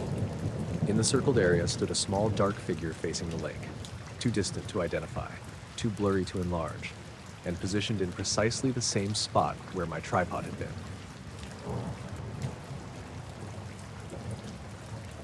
The power went out for exactly 23 seconds. I know that because I checked the security logs afterward. At the time, though, it felt longer. I was working the overnight shift at a distribution warehouse outside Amarillo, Texas. The building sat by itself near an industrial access road surrounded by flat, empty land. During the day, the place was busy with trucks and forklifts. At night, it felt completely abandoned. I had worked security there for almost 3 years. Most nights were boring. Patrol the warehouse, watch cameras, check gates, fill out reports. Nothing exciting ever happened. The night of the outage started normally. It was late August, hot even after midnight. The air outside felt heavy. No wind, no clouds, just a clear sky and heat lingering off the pavement. Around 1:15 a.m., I was sitting in the security office watching camera feeds when my phone buzzed. A text from my friend Kyle. "You seeing these lights?" That was the entire message. I texted back asking what he meant. No response. A few minutes later, another message arrived. "West side of town." I figured he was talking about aircraft, or maybe weather balloons. People reported strange lights all the time. I didn't think much about it. Then the cameras flickered. Just once. A quick blink. Every monitor in front of me flashed black for a split second. Then everything returned. I checked the feeds. Normal. The warehouse remained empty. Outside, the parking lot lights glowed steadily. I went back to paperwork. About 10 minutes later, I noticed something strange. The outdoor cameras looked brighter, not dramatically, just enough to catch my attention. The west-facing cameras showed an odd glow near the horizon. At first, I thought it was distant lightning. Except there were no clouds. I switched the image to full screen. The glow remained, not moving, not flashing, just hanging there. A pale white light low above the horizon. Maybe 10 seconds later, it vanished. Not faded, vanished. The image returned to normal. I stared at the monitor for a while. Nothing else happened. Then the power died. Every light in the building shut off simultaneously. The monitors went black. The air conditioning stopped. Everything disappeared. The darkness felt surprisingly complete. For a moment, I could hear nothing except my own breathing. Then the emergency lighting activated. A dim red glow filled the hallway outside the office. 23 seconds later, the power returned. Computers rebooted. Monitors flickered back on. Everything appeared normal. At least initially. I walked the building. No damage, no alarms, no signs of intrusion. The outage seemed routine. Power failures happened. The rest of the shift remained quiet. Around sunrise, I headed home. The strange light had already slipped from my mind. That changed later that afternoon. I woke up around noon and checked local news. Several residents had reported unusual lights west of town around the same time as the outage. Nobody seemed certain what they'd seen. Some described hovering lights, others mentioned a bright glow. Nothing dramatic, nothing conclusive. Still, the timing matched. I found that interesting, nothing more. The following night, I arrived for my next shift. As soon as I entered the security office, my supervisor, Rick, looked up from his desk. "Two guys asked about you," I laughed. "What guys?" Rick shrugged. "Suits." That immediately sounded strange. Nobody wore suits around our warehouse. Not clients, not drivers, nobody. What'd they want? "They'll be back." That was apparently the entire explanation. Around 9:30 p.m., they arrived. I saw them pull into the parking lot through the office window. Black sedan, dark windows, no company markings. Two men stepped out, dark suits, dark ties, Polish shoes. One tall and thin, one shorter and broader. The sight immediately felt wrong. Not threatening, just wrong. The shorter man smiled politely when they entered. "Mr. Ethan Brooks?" I nodded. Neither introduced themselves, neither showed identification. The shorter man asked if we could speak privately. Rick looked at me. I looked at Rick. Neither of us understood what was happening. Still, we moved into a small conference room. The conversation began with questions about the outage. Had I noticed anything unusual beforehand? Any sounds? Any equipment failures? Had alarms activated? Normal enough. Then the questions changed. The shorter man asked, "Did any clocks display incorrect times afterward?" I frowned. "What?" "Clocks." The taller man opened a notebook. The shorter man repeated the question. "Did any clocks display incorrect times?" Of all the things they could have asked about, that wasn't what I expected. I told them I hadn't checked. The taller man wrote something down. The shorter man nodded, then asked, "Digital or analog?" "What?" "The clocks." I stared at him. "I don't know." The disappointment was immediate, not dramatic, just visible. The taller man kept writing. The shorter man continued. "Were there clocks present in the warehouse?" "Yeah." "How many?" I honestly had no idea. Maybe 20, maybe 30. The exact number seemed impossible to care about. Yet the men cared deeply. For nearly 15 minutes, they asked questions about clocks. Not the outage, not the lights. Clocks, digital clocks, wall clocks, microwave clocks, timestamps, security system timers, everything related to time. Eventually I interrupted. "Why does that matter?" The shorter man smiled. "Verification." The same kind of vague answer people give when they don't want to explain something. The questioning continued. Then he asked something that caught me off guard. "Did you personally observe the outage begin?" "Yes." "Were you looking at a clock when it happened?" "No." Again, visible disappointment. The taller man stopped writing for a moment, then resumed. "I noticed something strange. Every answer about clocks seemed important. Every answer about the lights seemed secondary. At one point, I even brought up the reports from town. The men barely reacted. The shorter man simply asked, after the outage, did any clocks require adjustment? Not, what did you see? Not, did you observe lights? Back to clocks. The obsession felt bizarre. Eventually, the interview ended, or so I thought. Then the shorter man asked one final question. Did any timepiece display a gain or loss exceeding 3 minutes? I shook my head. I have no idea. The taller man closed his notebook. The shorter man sighed quietly, not frustrated, more like concerned. Then they thanked me and left. I watched through the window as they walked to the sedan. Neither spoke, neither looked around. They simply got in and drove away. After they left, curiosity got the better of me. I started checking clocks. The office wall clock matched my phone. So did the microwave. So did the computer systems. Nothing appeared unusual. Then I reached the break room. A cheap battery-powered wall clock hung above the vending machines. The clock showed 1:38. The actual time was 9:47. The battery hadn't died. The second hand still moved normally, just 8 hours off. I laughed when I saw it, figured someone forgot to reset it. Then I checked maintenance records. The clock had been replaced 3 weeks earlier. Nobody reported problems. Nobody adjusted it. Nothing. I kept looking. A digital clock in an unused loading area showed the wrong time too. Not by minutes, by hours. A third clock near receiving displayed a completely different time altogether. Suddenly I understood why the men had asked. Not because the clocks were wrong, because nobody had noticed. The next few days became increasingly strange. As I walked the warehouse, I started finding more clocks displaying different times. Not broken, running, keeping time, just not the correct time. The differences varied wildly. 2 hours, 5 hours, 9 hours. One clock showed a date 3 days earlier. Maintenance couldn't explain it. Neither could IT. Eventually, management replaced most of them. Problem solved, or so we assumed.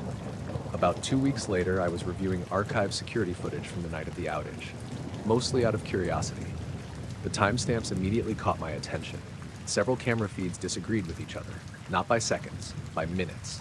One loading dock camera skipped ahead nearly 4 minutes immediately after the outage. Another lost 6 minutes. A third gained 2. The discrepancies existed only during that specific window. Then everything returned to normal. I reported it. Nobody seemed particularly concerned. Technical issues happen. Software glitches happen. Reasonable explanations existed. Still, something bothered me. I reviewed footage from the exact moment the power failed. Frame by frame, the outage occurred at 1:28 a.m., or at least that's what most cameras showed. One camera disagreed. A west-facing camera overlooking the parking lot showed 1:32. 4 minutes later, the image itself appeared normal, except for one thing. Just before the power cut out, 2 figures stood at the edge of the parking lot. Dark suits, watching the building. I zoomed in. The The image quality wasn't great, but I recognized them immediately. The same two men, standing there the night before they'd ever officially visited. Both appeared to be looking upward rather than at the warehouse. Then the power failed. The footage ended. When recording resumed, 23 seconds later, the parking lot was empty. No figures, no vehicle, nothing. I checked every other camera angle, no sign of them arriving, no sign of them leaving, only that single brief appearance. A few months later, I found something tucked inside a filing cabinet while reorganizing old paperwork, a maintenance report. Dated the morning after the outage. I'd never seen it before. The report listed every clock inside the warehouse. Next to each clock, someone had written a time discrepancy. Handwritten, careful, precise. At the bottom of the page appeared two signatures. Neither belonged to anyone who worked there. And beneath the signatures, someone had written, all devices accounted for except one. No clock number followed, no explanation, just those 6 words. The knocking started on the 4th night. I was restoring an abandoned radio tower outside Silver Ridge, Montana, about 30 miles from the nearest town. It sat on top of a wooded hill overlooking miles of empty ranch land and forest. The tower itself had been built sometime in the early 1950s and hadn't been operational for decades. The local historical society had hired me to help stabilize the structure and document what remained before weather finished destroying it. I'd done similar projects before. Old fire lookouts, weather stations, communication towers. Most were isolated, most were creepy after dark. This one felt different. Not immediately, just gradually. The tower stood about 100 feet tall with a small concrete equipment building at its base. The building had no power, no running water, and only a few broken windows that had been boarded up years earlier. I spent my days cataloging equipment, photographing structural damage, and removing debris. Nothing unusual. The first 3 nights were quiet, cold but quiet. The 4th night was rainy. Not heavy rain, just a steady drizzle that turned everything damp and slippery.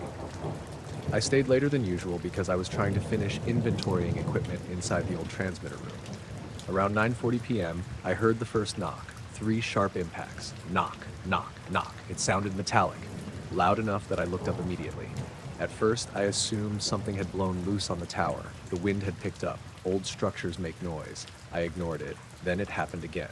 3 knocks, same spacing, same volume. This time I stepped outside. The rain continued falling. The tower rose into darkness above me. Nothing moved. No vehicles, no people, just trees swaying in the wind. I listened for several minutes. Nothing. Eventually I went back inside. About 10 minutes later, it happened again. 3 knocks, exactly the same. The sound seemed to come from somewhere inside the tower itself, not from the building, not from the surrounding woods. The tower, like somebody striking metal with a hammer. I grabbed a flashlight and walked outside again. Still nothing. The sound stopped. The rest of the night remained quiet. I drove home around midnight. The next day I mentioned it to a local volunteer named Gus. He shrugged. Old towers make noise. Fair enough. That's what I thought too. Then it happened again the following night. This time there was no wind, no rain, clear skies. The temperature had dropped below freezing. Around 10:15 p.m. the knocking returned. 3 knocks, pause, 3 knocks, longer pause, then 3 more. I remember standing completely still while listening. Something about the timing felt deliberate, not random, not mechanical, intentional. I walked around the tower with my flashlight. Nothing. The sound stopped whenever I got close, then started again after I returned inside. That pattern repeated several times. Eventually I left. The following morning I inspected every visible section of the structure, loose panels, damaged braces, anything that could explain the noise. I found nothing. The tower remained solid, a little rusted, a little weathered, but structurally sound. That should have ended my interest. Instead, it made me more curious. Over the next several days, I began paying closer attention. The knocking occurred every night, not always at the same time, but always after dark, always from the tower, always in groups. Eventually, I noticed something else. The rhythm never changed. 3 knocks, pause, 3 knocks, longer pause, 3 knocks. Exactly the same every time. One evening, I decided to record it. I left an audio recorder running inside the equipment building. The knocking started shortly after 11 p.m. When I reviewed the recording later, the pattern sounded even stranger, not because of the knocks themselves, because of the precision. The timing between impacts remained nearly identical every time, almost like a signal. I wasn't a radio operator, but the thought crossed my mind, a signal. The idea seemed ridiculous. Still, once it entered my head, I couldn't shake it. The next night, I counted carefully. 3 knocks. Short pause. 3 knocks. Long pause. 3 knocks. I wrote everything down. Then something occurred to me. Years earlier, I'd learned basic Morse code while working with a search and rescue group. Not much, just enough to recognize common patterns. The rhythm felt familiar. Not the exact sequence, just the structure. The following evening, I sat in my truck with a notebook and listened again. This time, the pattern expanded. 3 knocks, pause, 3 knocks, pause, 3 knocks. Then several seconds later, another sequence, different this time. Shorter, almost like separate groups. I spent nearly an hour writing everything down. By midnight, I had several pages of notes. Back home, I compared the timing against Morse code charts. I wasn't expecting anything. Yet some portions lined up surprisingly well. Not enough to form words, just enough to bother me. I stopped looking. I told myself I was forcing patterns onto random sounds. People do that, especially when they're tired. A few days later, things became stranger. I arrived at the tower shortly before sunrise. The weather had turned foggy overnight, thick fog, the kind that swallows distance. As I unlocked the equipment building, I noticed footprints in the mud. 2 sets, dress shoes, not work boots, not hiking boots, dress shoes. The tracks circled the building once, then stopped near the tower base. No return tracks, no vehicle tracks, nothing. The footprints simply ended. I photographed them, mostly because they seemed odd. By afternoon, they had faded. Rain erased most of the details. That night, the knocking didn't happen. For the first time in nearly 2 weeks, instead something else happened. At approximately 11:20 p.m., every radio I carried began producing static. My truck radio, handheld receiver, even an old portable unit inside the building. Nothing but static. The interference lasted maybe 40 seconds, then everything returned to normal. No explanation. The knocking resumed the following night. 3 days later, the 2 men arrived. I was working inside the equipment building when I heard a car pull up. A black sedan. Dark windows, no front license plate. Maybe there was one on the back. I never checked. 2 men stepped out, dark suits, dark ties, polished shoes. Immediately wrong for the setting. One tall and thin, one shorter and broader. Both looked perfectly clean despite the muddy conditions. The shorter man smiled. Mr. Nolan Pierce? I nodded. Neither offered identification. Neither introduced themselves. The shorter man asked if we could speak privately. Something about the request immediately made me uneasy. Still, I agreed. The conversation began normally enough. Questions about the tower, its history, its condition. Then the topic shifted. The shorter man asked, "Have you noticed unusual sounds after sunset?" My stomach tightened slightly. Maybe. What kind of sounds? Knocking. The taller man immediately opened a notebook. The shorter one nodded.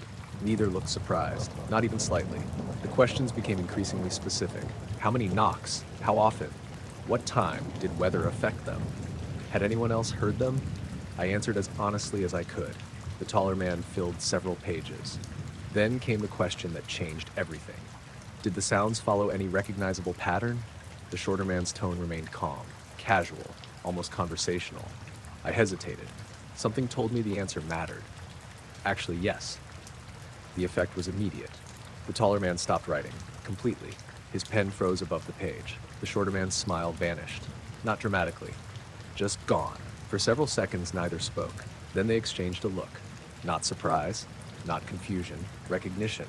Like I'd confirmed something they'd hoped not to hear. The taller man slowly closed the notebook. No more notes, no more writing, nothing. The shorter man leaned forward slightly. What kind of pattern?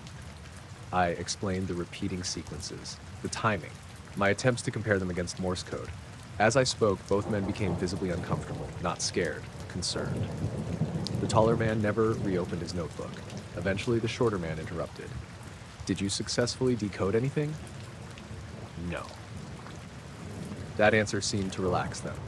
A little, not completely.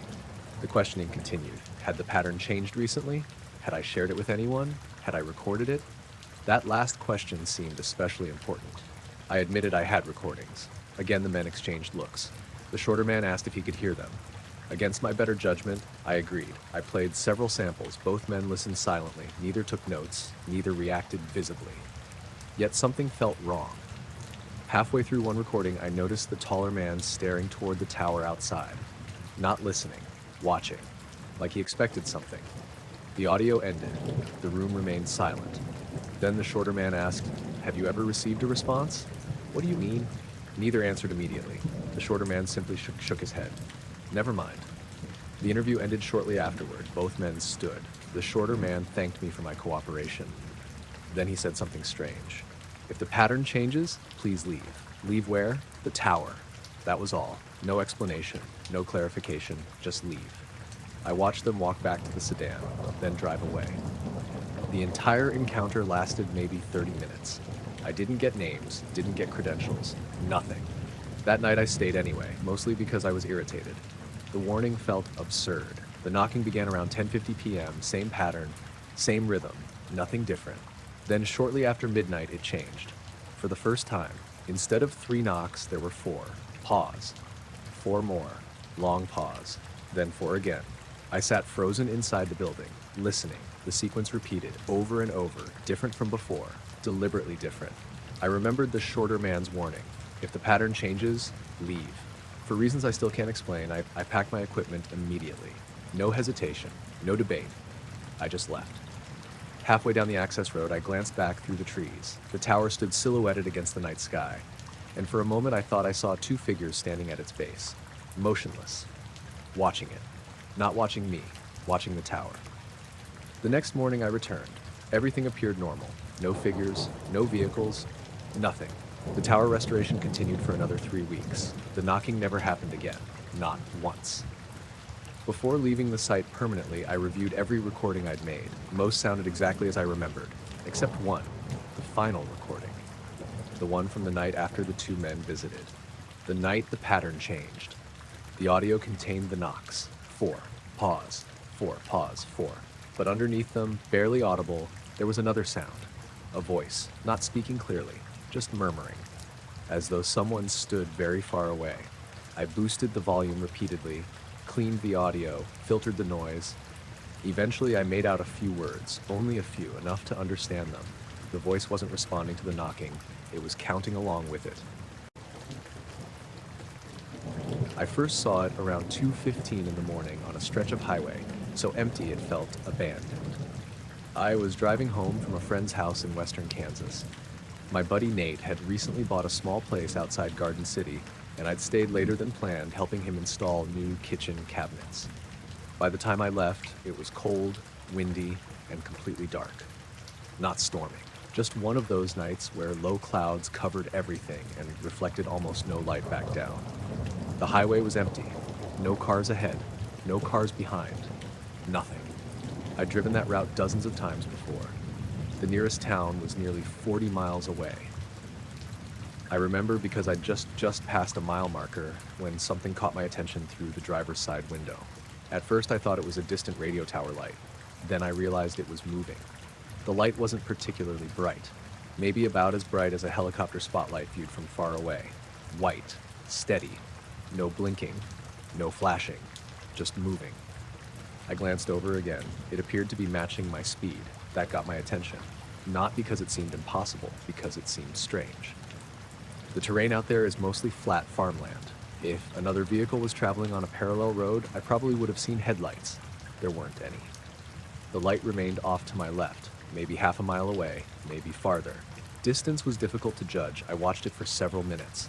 Sometimes it appeared slightly ahead of me, sometimes slightly behind, always moving, always keeping pace. Eventually I convinced myself it was probably an aircraft, maybe a helicopter, maybe something else. The problem was that I never heard anything. I rolled down the window. Cold air rushed inside. Nothing. No engine noise, no rotor noise, just wind. I drove another 10 miles. The lights stayed with me, not exactly beside me, just somewhere off to the left, always there. At one point I slowed down. The lights slowed too. I sped up. It seemed to speed up. Again, nothing dramatic, nothing impossible, just odd. I I remember feeling increasingly uncomfortable, not frightened, just unsettled. The kind of feeling you get when something doesn't quite make sense, but you can't explain why. Then I noticed something else.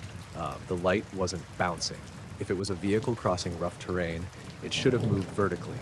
If it was an aircraft, I'd expect some change in position. Instead, it appeared remarkably steady, almost fixed, like it existed at a constant point relative to me.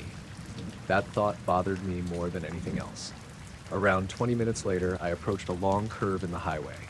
The road bent right. The light should have shifted position. It didn't. For a few seconds, it remained exactly where it had been. Then it disappeared, not faded, not moved away. Gone. One moment there, next moment gone. I immediately checked my mirrors. Nothing. The sky looked empty. The fields looked empty. Everything looked normal. The rest of the drive passed without incident. By the time I reached home, I'd mostly convinced myself I was overthinking it. A few days later, I told Nate about it. Then my brother. Then one coworker. That was it. I didn't post anything online, didn't report it, didn't mention it publicly. Life continued. Weeks passed. Then small things started happening. The first thing was the phone calls. 3 separate times I answered my cell phone and heard silence. Not static, not background noise, just silence. Then the call disconnected. I assumed telemarketers, scammers, wrong numbers, nothing unusual. Then I started noticing a dark sedan. Not every day, just occasionally. Parked across from my apartment, parked outside the grocery store, parked near work, always black, always tinted windows, always gone before I could get a good look. Again, maybe coincidence. I never got a plate number, never saw the driver. Still, it stayed in the back of my mind. About a month after the highway incident, I stopped at a gas station while driving back from Wichita. It was late afternoon, cold, cloudy, the kind of gray winter day where everything looks washed out. The station sat beside a lonely stretch of road surrounded by fields. I filled my truck and went inside for coffee. There were only 2 other customers, both men, both dressed in dark suits. That immediately stood out. Nobody wore suits around there, certainly not at a rural gas station. I didn't think much about it until I stepped back outside. The 2 men were standing beside my truck, not touching it, just waiting. One was tall and thin. The other was shorter with dark hair neatly combed back. Both looked somewhere in their 40s. The shorter man smiled politely. "Excuse me." I stopped. The smile never changed. Then he asked a single question. "Did it stay beside you the whole time?" That was it. No introduction, no explanation, no context, just that question. Immediately I knew what he meant. Not because the question was specific, because there was nothing else it could have referred to.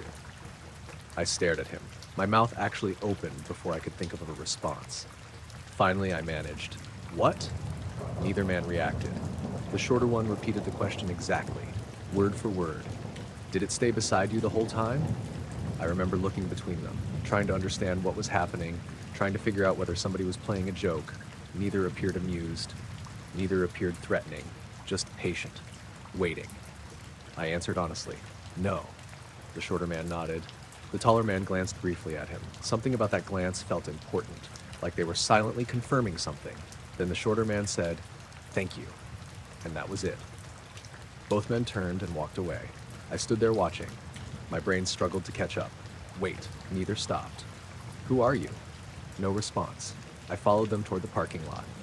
The men reached the far edge of the station, then continued walking. Not toward a vehicle, just walking. I expected them to enter a car. They didn't. Instead, they crossed the road and disappeared behind a row of storage units. I hurried after them. Maybe 20 seconds passed. When I reached the other side, nobody was there. No pedestrians, no vehicles, nothing. The road stretched empty in both directions. The storage units sat locked and silent. The men were simply gone. I searched for several minutes. Nothing. Eventually, I gave up. That night, I couldn't stop thinking about the encounter. Not because it was dramatic, because it was so specific. Only 3 people knew about the light. None of them knew details.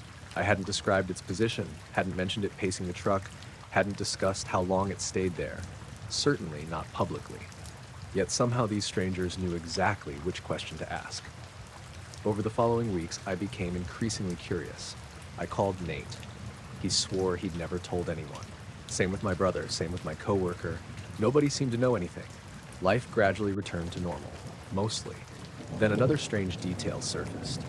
While cleaning out my truck one weekend, I found an old receipt from that gas station. I almost threw it away. Then I noticed something. The timestamp. According to the receipt, I'd purchased coffee at 4:12 p.m. The problem was, I distinctly remembered arriving shortly after 3. The drive should have taken less than an hour. Yet my phone history showed I left Wichita at 2:47. The numbers didn't add up.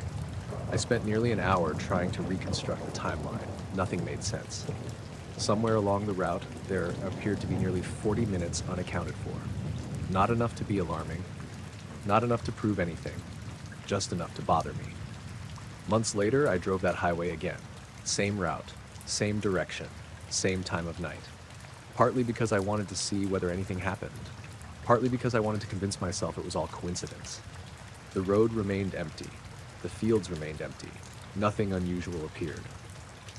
Around the same mile marker where I'd first noticed the light, I pulled over. The wind blew steadily across the fields. Everything looked normal. I sat there for several minutes. Eventually, I started the truck and prepared to leave. Then I noticed something scratched into the dusty passenger side window. Not carved, just traced with a finger through the dust.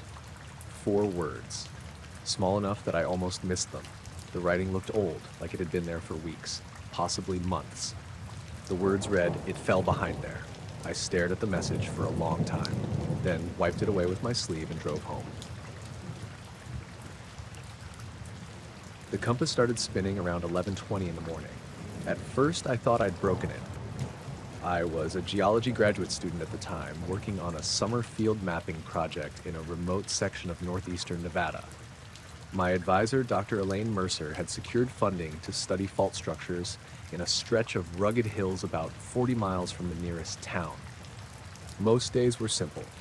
Drive out before sunrise, collect measurements, mark locations, come back covered in dust. The area felt empty in a way that's hard to explain unless you've spent time out there.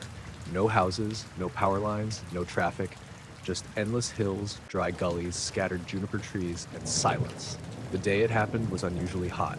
Even by Nevada standards, the sky was perfectly clear, no clouds, no wind, nothing.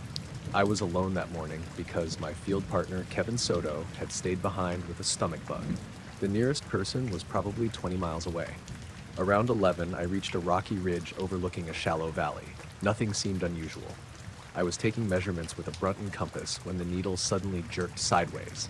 Not drifted, jerked. I frowned and checked it again. The needle spun twice, stopped, then slowly pointed southeast. That wasn't right. I moved a few feet away. Same thing. I checked for metal, no fences, no equipment. Nothing nearby that should have affected it. I pulled out a second compass from my pack. The second one behaved exactly the same. That's when I started paying attention. I took a GPS reading, recorded the coordinates, then walked farther along the ridge. About 50 yards away, the compasses returned to normal. I walked back. The needles immediately became erratic again. I spent nearly an hour testing it. The anomaly seemed confined to a roughly circular area, maybe 30 feet across. The ground itself looked completely normal. No exposed metal, no unusual rocks, nothing obvious. I documented everything.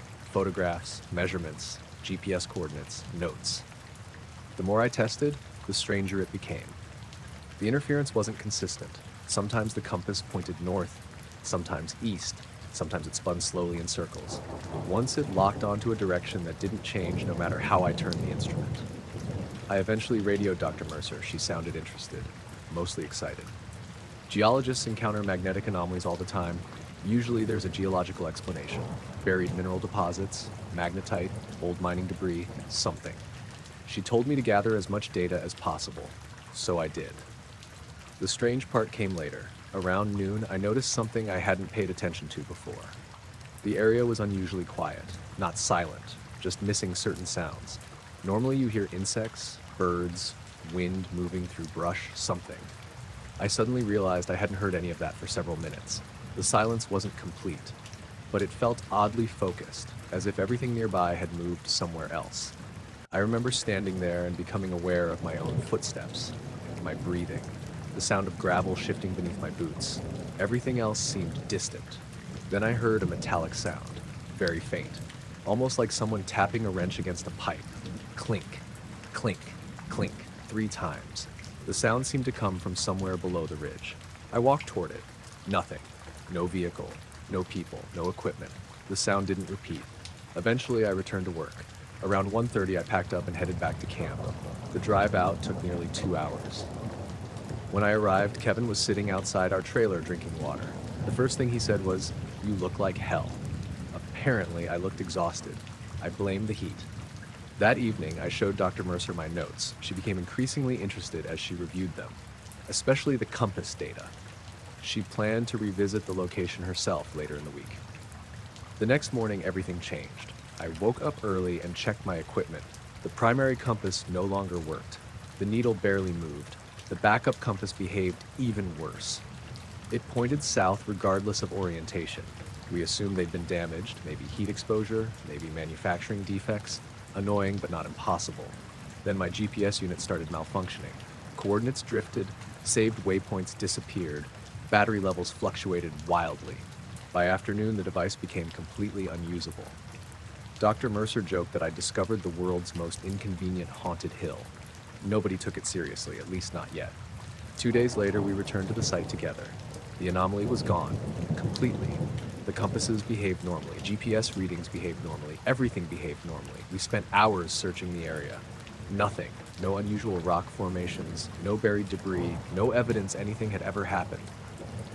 Dr. Mercer seemed disappointed. I felt relieved. The whole thing had started bothering me more than I wanted to admit. Life returned to normal, or mostly normal. Then small things began happening. Nothing dramatic, just odd. One evening, I noticed a dark sedan parked outside the motel where several members of our research team stayed. The vehicle sat there for nearly an hour, engine running. Nobody got out. Eventually, it left. The following day, I saw what looked like the same car parked near campus. Maybe coincidence, maybe not. A few days later, I stopped by Dr. Mercer's office. She looked distracted, tired. I asked if everything was okay. She hesitated, then told me something strange. Earlier that morning, 2 men had come looking for her. Neither identified themselves clearly, neither provided business cards. They simply asked questions about our fieldwork, specifically my anomaly. I laughed because I assumed she was joking. She wasn't. According to her, the men were polite, professional, well-dressed. They asked whether the magnetic readings had remained consistent over time, whether multiple instruments confirmed them, whether similar measurements had been reported elsewhere. Then came the strange part. The moment she mentioned the equipment failures, both men lost interest. Immediately. Not gradually. Instantly. One of them interrupted her, asked whether the devices had malfunctioned shortly afterward. When she said yes, the conversation essentially ended. The men thanked her for her time and left. That was it. No follow-up, no requests for data, no demand for records, nothing. I asked who they claimed to represent. Dr. Mercer frowned. They never really said. That bothered me, mostly because she wasn't the sort of person who became rattled easily. For the next few weeks, I tried not to think about it.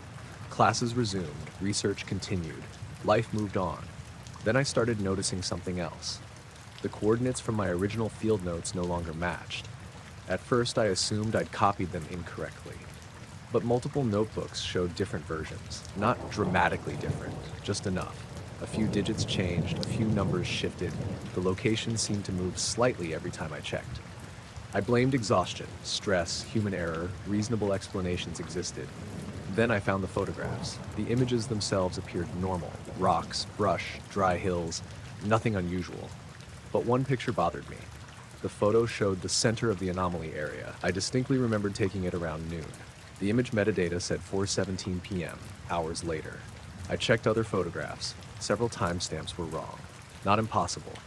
Camera clocks drift. Batteries fail. Still, the discrepancies felt strange given everything else. One evening, nearly 2 months after the original incident, I stayed late in the geology department lab. Most students had already left. The building felt empty. Around 9 p.m., I stepped outside. That's when I noticed the sedan again. Black. Parked across the street, engine off, dark windows. I stood there watching it.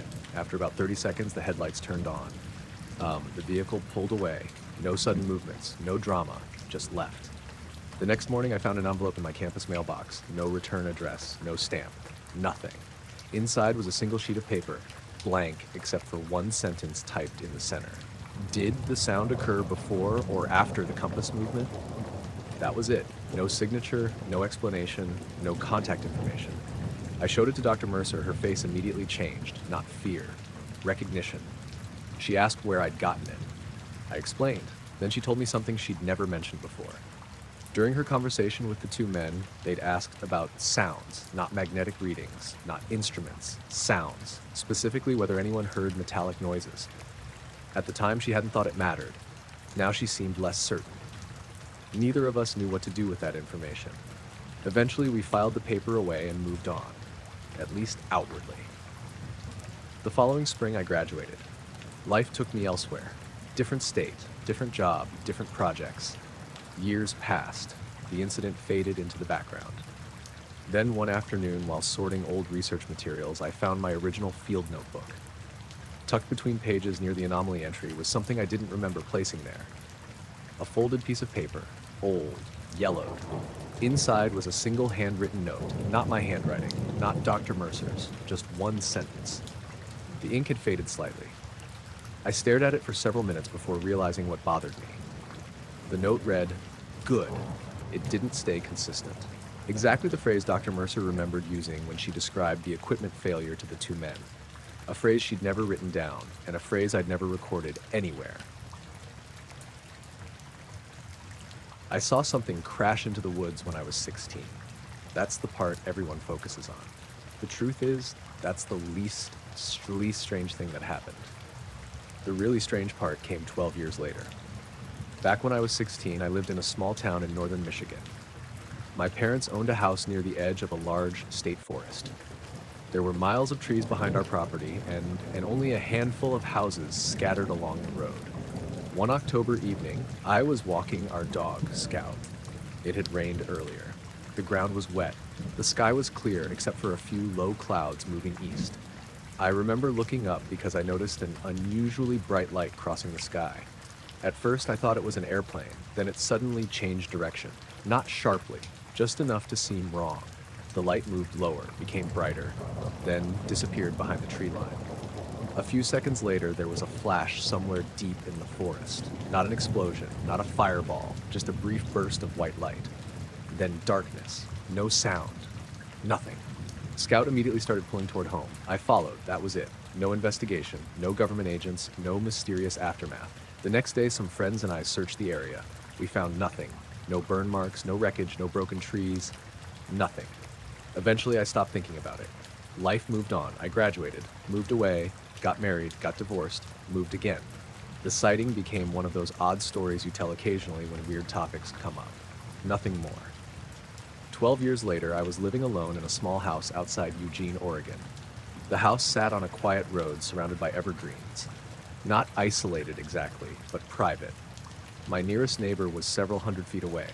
I worked remotely doing bookkeeping for a construction company. Most days were quiet, routine, normal. Then small things started happening. At first, they seemed unrelated. A door I'd thought was locked would be unlocked. Not wide open, just unlocked. I'd assume I forgot. A kitchen cabinet would be slightly open. I'd close it, think nothing of it. One morning, I found a living room lamp turned on. I was certain I'd turned it off before bed. Again, easy enough to dismiss. People forget things, especially when living alone. Then I noticed something stranger. A framed photograph in my hallway had been moved. Not much, just slightly crooked. The thing that bothered me was that I rarely touched it. I straightened it, forgot about it. 2 days later, it was crooked again. Around that time, I began having the feeling that someone was watching the house. No evidence, no sightings, just a feeling, the kind that comes and goes. I hated that feeling because it sounds irrational. Maybe it was. Still, I started checking windows before bed, checking locks twice, looking outside more often. Nothing ever appeared unusual. Weeks passed, then came the photographs. I discovered them by accident. I was cleaning out a drawer in my home office when I found a manila envelope. I'd never seen it before. No address, no writing, nothing. Just an envelope. Inside were 6 photographs. Every single one showed part of my house, not the exterior, the interior. My kitchen, my living room, the hallway, the guest bedroom. At first I assumed someone was playing a prank. maybe old real estate photos. Then I looked closer. They weren't old. One photograph showed a coffee mug I'd purchased less than a month earlier. Another showed a stack of unopened mail sitting on my dining table. A third showed my dog sleeping on the couch. The photos had clearly been taken recently. Inside my house, I immediately called the police. They came out, looked around, found no signs of entry, no evidence, no fingerprints worth mentioning. Nothing. The officer suggested someone might have had access before I bought the property. That explanation made no sense. The photographs were recent. The dog hadn't even lived with me until 2 years after I moved in. For several days, I barely slept. Every creak in the house got my attention. Every noise outside made me check windows. Nothing happened. Then things became quiet again. Almost too quiet. 3 weeks later, around 10:30 on a rainy Thursday morning, someone knocked on the front door. I wasn't expecting anyone. When I opened it, 2 men stood on the porch. Dark suits, dark ties, polished shoes. Neither carried umbrellas despite the steady rain. Both appeared completely dry. One was tall and thin, the other shorter with neatly combed gray hair. The shorter man smiled politely. "Miss Corbett?" I nodded. His smile widened slightly. "We apologize for being behind schedule." That was the first thing he said. Not hello. Not an introduction. Not a reason for visiting. Just an apology. I remember immediately feeling confused. Behind schedule for what? Neither answered. Instead, the shorter man asked if they could come inside. Every instinct told me to say no. Instead, I hesitated. The men seemed oddly familiar. Not familiar in appearance, familiar in presence, like I'd met people exactly like them before. Calm, professional, emotionless beneath the surface. I eventually let them inside. The conversation began with questions about the sighting, the one from when I was 16. That immediately caught me off guard. I hadn't discussed it publicly in years. The shorter man asked me to describe what I saw. I did, the same story I'd always told. Light, trees, flash, nothing afterward. He listened carefully. The taller man took notes. Then came the strange questions. Not about the light, about timing. How long had I looked at it? How many seconds? Which direction had I been facing? What shoes was I wearing? Did I remember whether Scout barked before or after the flash? The details felt absurd, yet both men seemed genuinely interested. At one point, I finally asked who they were. The shorter man smiled. No answer, just another question. Then the conversation took a turn. The taller man reached into a leather folder, removed several photographs, placed them on my coffee table. My stomach dropped. They were the same photographs I'd found in the envelope, the exact same ones. Kitchen, hallway, living room, dog, everything. The shorter man looked almost embarrassed. Again, our apologies for the delay. I stared at him. What delay? No answer. Instead, he pointed to one photograph, the hallway image. Has anything changed here since this was taken? I felt genuinely frightened for the first time. Not because they threatened me, because they acted as though the photographs were completely normal. Routine, administrative, like paperwork. I asked where they got them. Neither answered. I asked who took them. Neither answered. The shorter man simply continued asking questions. Eventually, I interrupted. Did someone come into my house? Silence. Then, that isn't the concern. The way he said it made my skin crawl. Not threatening, not aggressive, just matter of fact, as if my question missed the point entirely. The conversation continued for nearly 40 minutes. Every question returned to the sighting. Not the photographs, not my house, the sighting. Toward the end, the taller man stopped taking notes and looked directly at me, for the first time. Up until then, he'd barely spoken. He asked, "Did you ever return to the location alone?" No. Never? Never. The 2 men exchanged a glance. Something seemed to relax between them. Then the shorter man stood. So it remained unresolved. I didn't know what that meant. Neither elaborated. The interview ended moments later. They thanked me for my time, walked to the front door, then left. I immediately followed. Not because I felt brave, because I wanted answers. The rain still fell steadily. The driveway sat empty. No vehicle, no sedan, no government SUV, nothing. The men were already walking down the road. I watched them disappear around a bend, nearly a quarter-mile away. That shouldn't have been possible. Only seconds had passed. Yet somehow they'd covered an impossible distance. I stood there in the rain trying to make sense of it. Then I noticed something. The muddy ground beside the porch held footprints. Lots of them. Mine. The mail carriers, delivery drivers, normal tracks, but there were no footprints belonging to the two men, not a single one. The mud where they'd stood remained perfectly undisturbed. That night, I couldn't stop thinking about the photographs. The next morning, I pulled them out again. I examined every detail, every reflection, every shadow. That's when I noticed something I'd missed. In one of the living room photos, a figure stood outside the sliding glass door. Not inside, outside, partially obscured by reflections. A person. Watching the house, the figure appeared tall, wearing dark clothing, standing motionless near the tree line. I don't know how I missed it before. Maybe because it blended into the shadows. Maybe because I wasn't looking for it. I checked the remaining photographs. The same figure appeared in 3 others. Always distant, always outside, always watching. None of the images showed the face clearly, just the outline. I eventually checked the timestamps embedded in the digital scans. Every photograph had been taken during the previous week, the exact week before the men arrived. The final image showed my living room from an angle that shouldn't have been possible. The camera appeared positioned inside the room, near the hallway, facing toward the couch. I spent nearly an hour trying to determine where the photographer had been standing. Then I noticed something in the background. The hallway photograph hanging on the wall, the one that kept becoming crooked weeks earlier. In the image, it hung perfectly straight. But someone had written a small date on the bottom corner of the photograph frame, a date I had never seen before, a date that matched the day of the sighting back when I was 16, the same date I'd completely forgotten until I dug through old journals afterward. The photograph frame still hangs in that hallway. The writing isn't there. It never was, only in the picture. I first noticed the house because somebody was finally living in it. That probably sounds strange, but the place had sat empty for years. I lived in a small neighborhood outside Olympia, Washington, mostly older homes surrounded by tall evergreens. Quiet streets, not much traffic, the kind of place where everyone noticed when a new car appeared. The house directly across from mine had been vacant for as long as I could remember.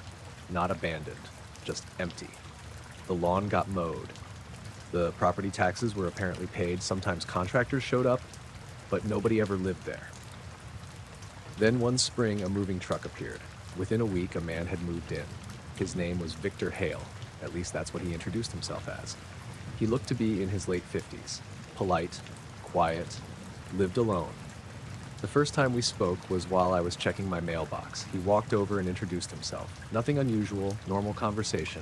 He said he'd recently relocated from Idaho, mentioned enjoying the quiet, asked where the nearest grocery store was. That was it. Over the next few months, we'd occasionally chat. Not friends exactly, just neighbors. Victor always seemed slightly distracted, not nervous, just preoccupied. Sometimes I'd wave and he'd respond several seconds later, like he'd been deep in thought. Still, nothing about him felt alarming. If anything, he seemed lonely. Summer passed, then autumn arrived. Around that time, I started noticing odd little things. Nothing dramatic, just details that didn't fit. Victor rarely had visitors.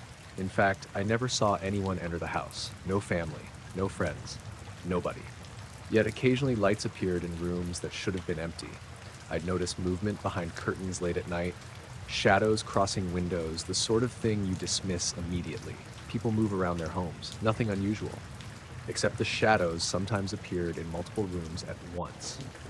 Again, probably explainable. I never thought much about it. The first genuinely strange thing happened in November. A cold fog had rolled in that evening. Not heavy enough to block visibility completely. Just enough to soften everything. Streetlights looked blurry. Houses seemed farther away. Around midnight, I woke up thirsty. I went downstairs for water. While standing in the kitchen, I happened to glance outside. Victor was standing on his porch. He wasn't alone. 2 men stood facing him. At first, I assumed they were twins. Then I realized they weren't just similar. They appeared identical. Same height, same build, same haircut, same dark suits, same posture. Even from across the street, I could tell something felt wrong. The 3 men weren't moving, just standing there, talking quietly, or at least Victor was talking. The other 2 barely moved at all. I watched for maybe 30 seconds. Neither identical man changed position, neither gestured, neither shifted their weight. Victor seemed nervous. I remember noticing that immediately. His hands kept moving, his head kept turning. The other two remained completely still. The scene made me uncomfortable for reasons I couldn't explain.